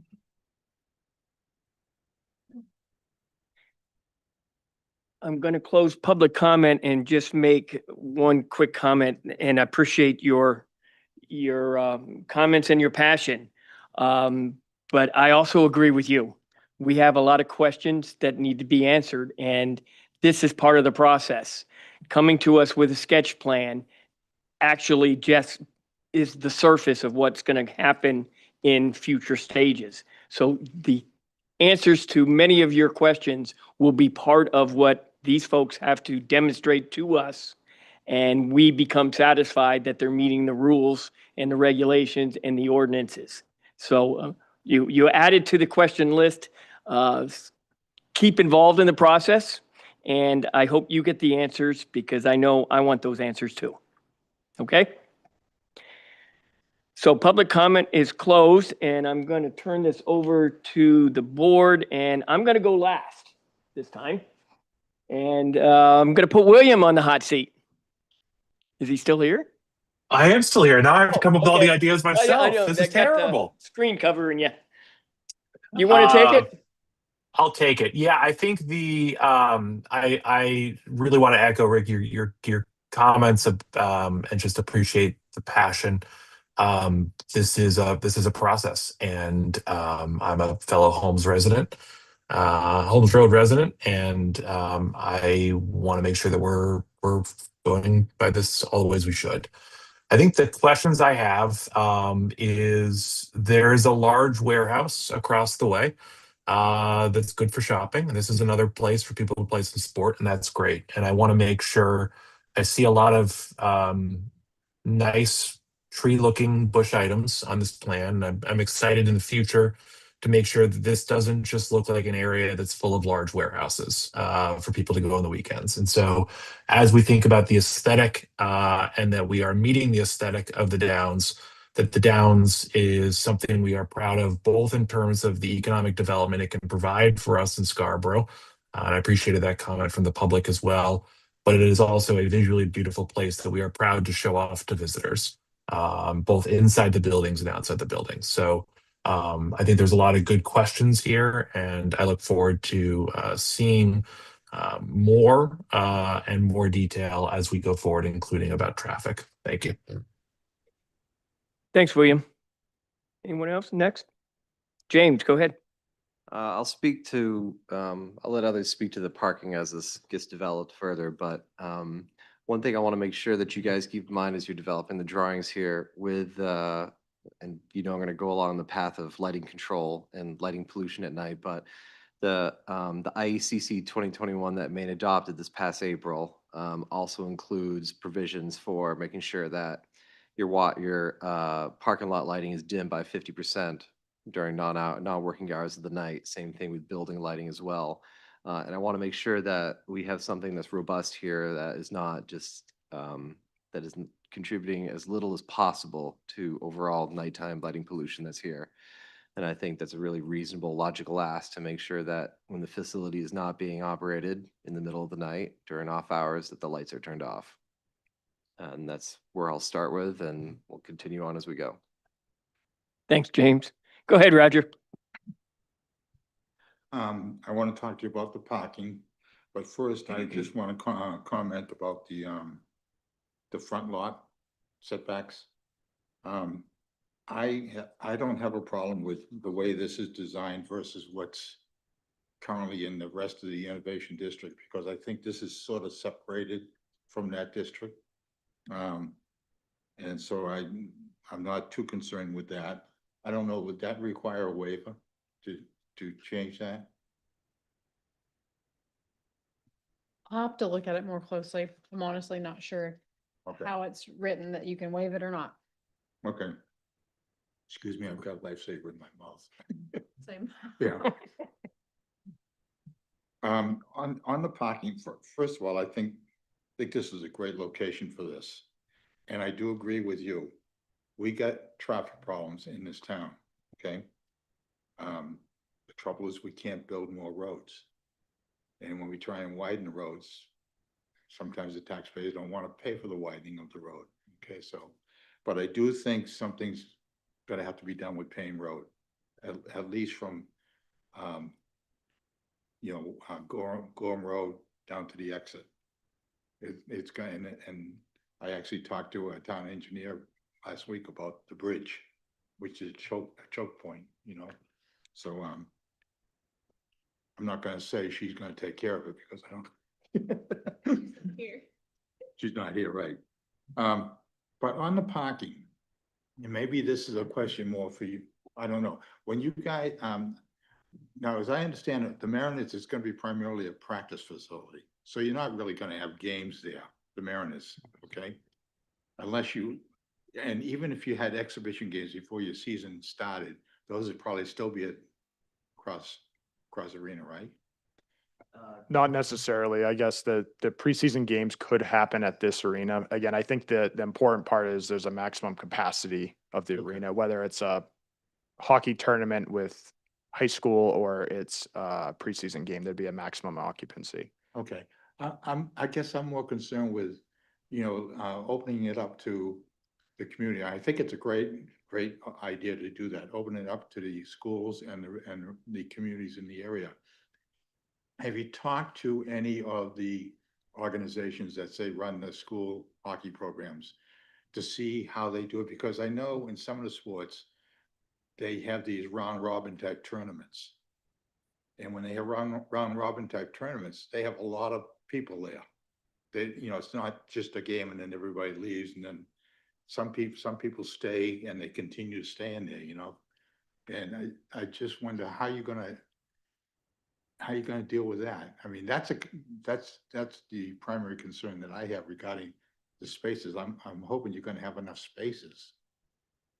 So. Yeah, and to that point, it's the reason why we looked at these other facilities that host these round robin tournaments that you're talking about. So, and I'll touch on the traffic just because I think it plays a piece of this. I didn't mean to omit it. We're certainly looking at traffic for this development. This facility is getting looped into a larger traffic movement permit that the Downs is performing. So that has been submitted to the DOT. We've had our scoping meeting and we're going through the mitigation and the traffic volumes right now. So that gets part of that traffic movement permit. So I wasn't trying to admit it during my presentation. It's just sometimes it gets lost a little bit on the whole down scheme. Okay. So, but that certainly is looking at it. I will note as part of the traffic for this development and the spaces, we're counting other facilities in terms of traffic peak volume hours. That's occurring very, very soon. It should be this weekend. And we're going to be looking at during these tournaments, what kind of traffic that's generating as well as the parking. So we're trying to solidify that. That will be included in the site plan application. We wanted to get some, again, this out in front of the board right now, but we're certainly going to have some more backup for that in the next round. Okay. All right, I think at this point, I think the layout looks really good. And I think the location in the Downs is a great location. Okay. All right. It's almost 10 o'clock. I'm trying to stretch it out. Thanks, Roger. Jen? Okay, well, you answered one of my questions, which was, or I'll just say it anyway, but I know typically as you guys move forward with future phases of the submission, we would typically see like the traffic scorecard so that we can sort of keep track of how these individual developments are kind of playing into the overall impact in terms of trips. But so presumably you would be doing that again, I guess, for under the second traffic movement permit that you're working on. So that makes sense. I think, well, I just have to say, as someone who has attended a youth sport tournament out of state, you have to, it's double.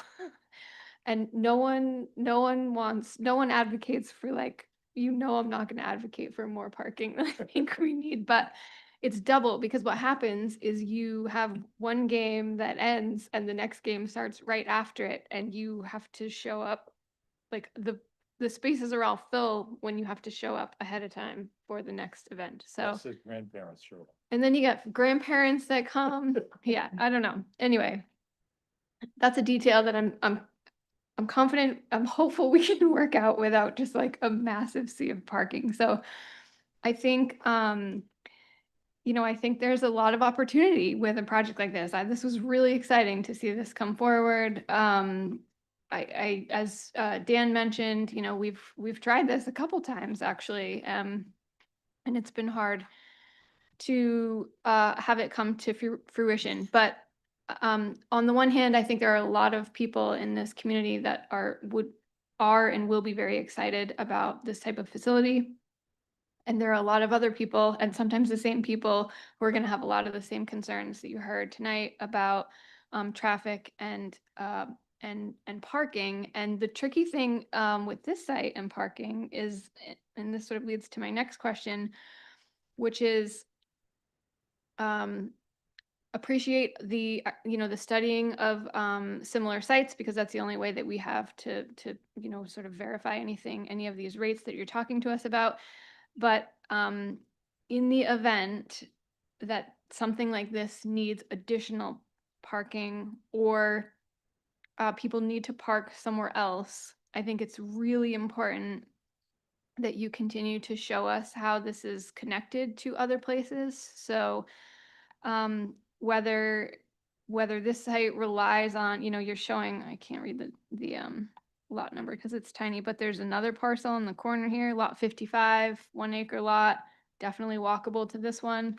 I don't know if there's another plan in the works for a building there, or parking expansion for this down the road, not sure. But every time someone comes to park here, that's also a trip that was taken to get here. So that car is coming through every intersection. It's whether it's coming on Payne Road, it's coming on Route 1, or it's coming from your players that apparently all live on the Downs, which I think is really cool. And while I know that hockey bags are really large, I think it would just be such a cool goal to make it so easy for either your players or other residents in this community that is being built to be able to walk here. And so that's one less trip. They're not going to hit Payne Road. They're not going to hit Route 1. But that's, we should be concerned about the traffic on Scarborough Downs Road too. So it's even internal capture there. And the last point I want to make about that is just that, if this were only to be a practice facility, that would be one thing. But if we are talking about using this facility for any number of other things, local schools, tournaments, what have you, I don't know any sporting event that doesn't start or end with some sort of like food or shopping or some other amenity that's needed. And so, if someone were to find that maybe parking at this facility was tricky, or they got there late and there weren't available options, or they really just wanted to enjoy the rest of the Downs, I think it would be great for us to make a very strong connection for them to the town center in a way that they could come from wherever they're coming from and park once and go watch some hockey, go to dinner, shop, whatever it is, and then head out. And so, on the one hand, that's like enjoyable, but it's also really helpful from a lot of the infrastructure standpoints as well. So I love the little carve out in the corner for a restaurant amenity. I think, you know, if we could do more of those, that would be great, but I understand your space constraints. And so I think making as strong a connection as we can to the other group of amenities like that we have is great.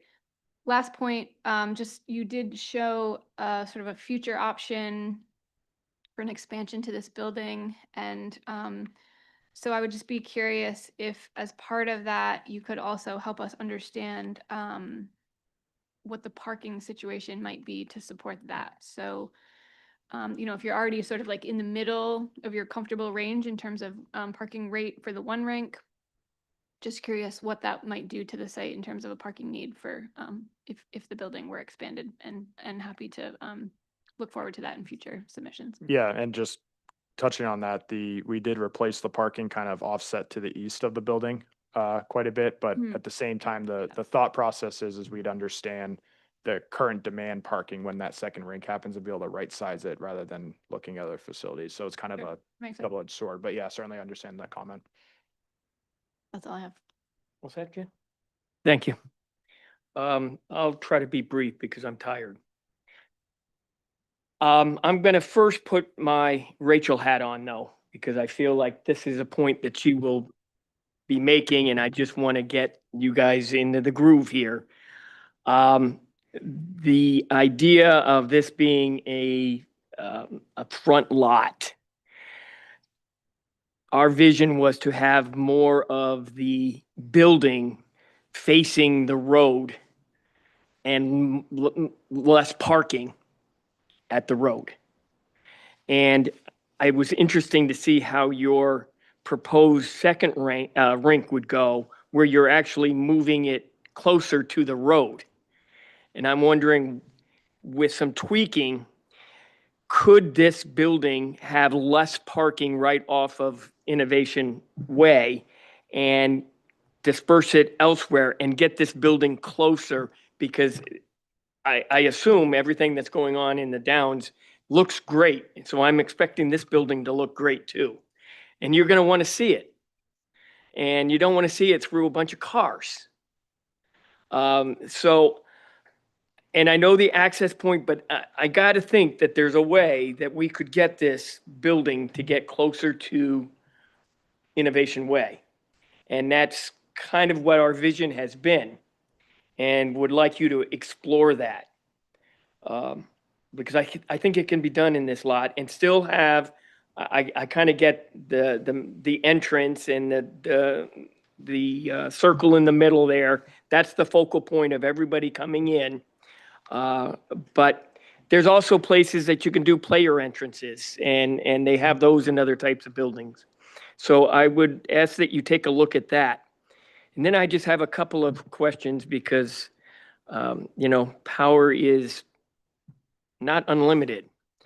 And everybody's rates go up as the grid gets more and more and more and more put on it.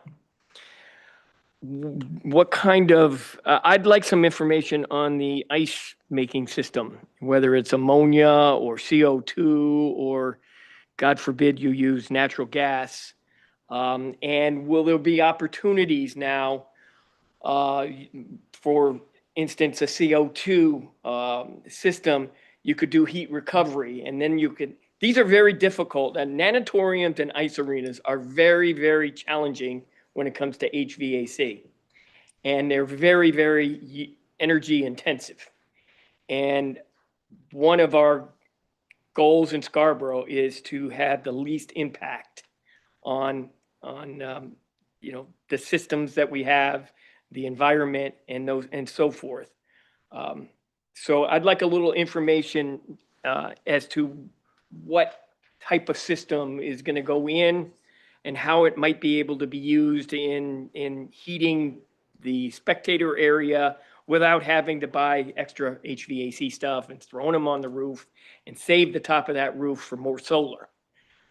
Because you can actually help yourself with some of your load requirements because of the solar on the roof.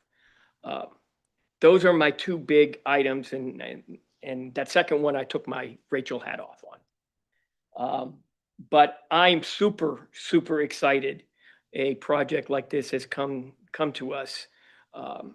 I know I do a lot of with the athletes at Scarborough. Hockey is huge. There are ice times at 10 o'clock at night.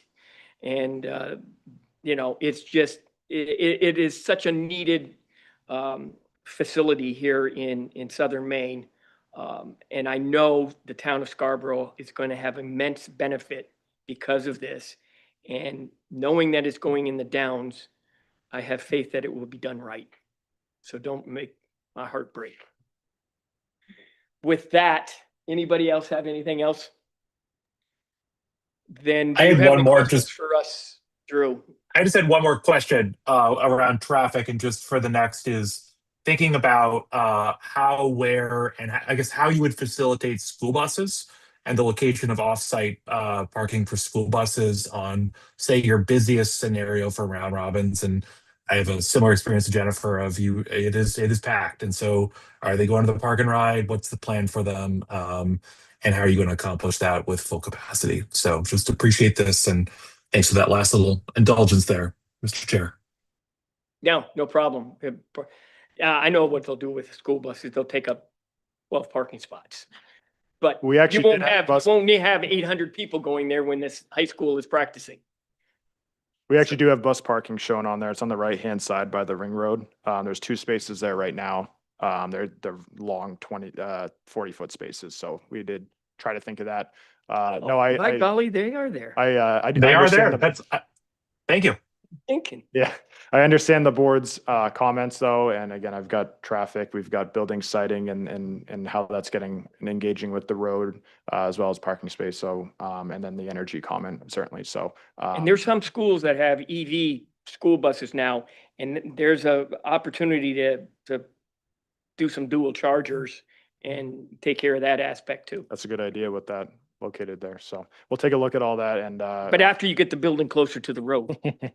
we'll take a look at all that and certainly come back with that information. We're excited to submit the site plan, and thank you again for hearing us. I understand in the late hour, so appreciate it. Great. Thank you, Drew. Thanks. Thank you. All right, that includes our action items for tonight, and we'll move forward with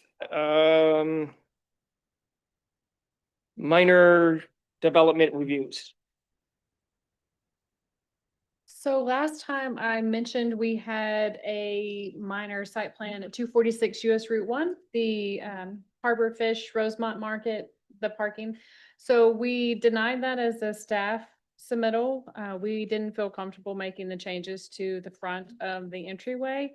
They have a couple of other things that they are going to add. They wanted to add a park area in that vacant parcel part in the middle, and they also wanted to adjust the access off of Franklin. So they will be coming back to you all for a site plan amendment. That's all we have. No other. Nothing. Any administrative amendment reports, No. correspondence? The only thing I would add is we do have a public workshop next Thursday. It is consultant led, but we've partnered with GPCOG and a consultant to work on the complete streets policy guidebook and a traffic calming policy, so that we are hosting a public workshop next Thursday at 6 o'clock in the Public Safety Building. It's this Thursday, not next Thursday, right? What day is it? Monday? Today's Monday. It's this Thursday, yes. Thank you. Thank you. It's this Thursday. Yeah. The 23rd. Yes. It's too late to argue about what day of the week it is. All right, thank you. And thank you for sending that as an email this morning. Any planning board comments? I have one quick one. It's really minor, but just for full disclosure, I am not related to Hebert Construction. Oh, I meant to say that during the application, but I forgot. But yes, there is no name relation. And I'll entertain a motion to adjourn. well, I'm going to give the floor to anybody else except Roger. No. All set? Very good. And we got a motion to adjourn. Any second? All right, Jen seconds. Good night, everyone. Thanks for plugging through this.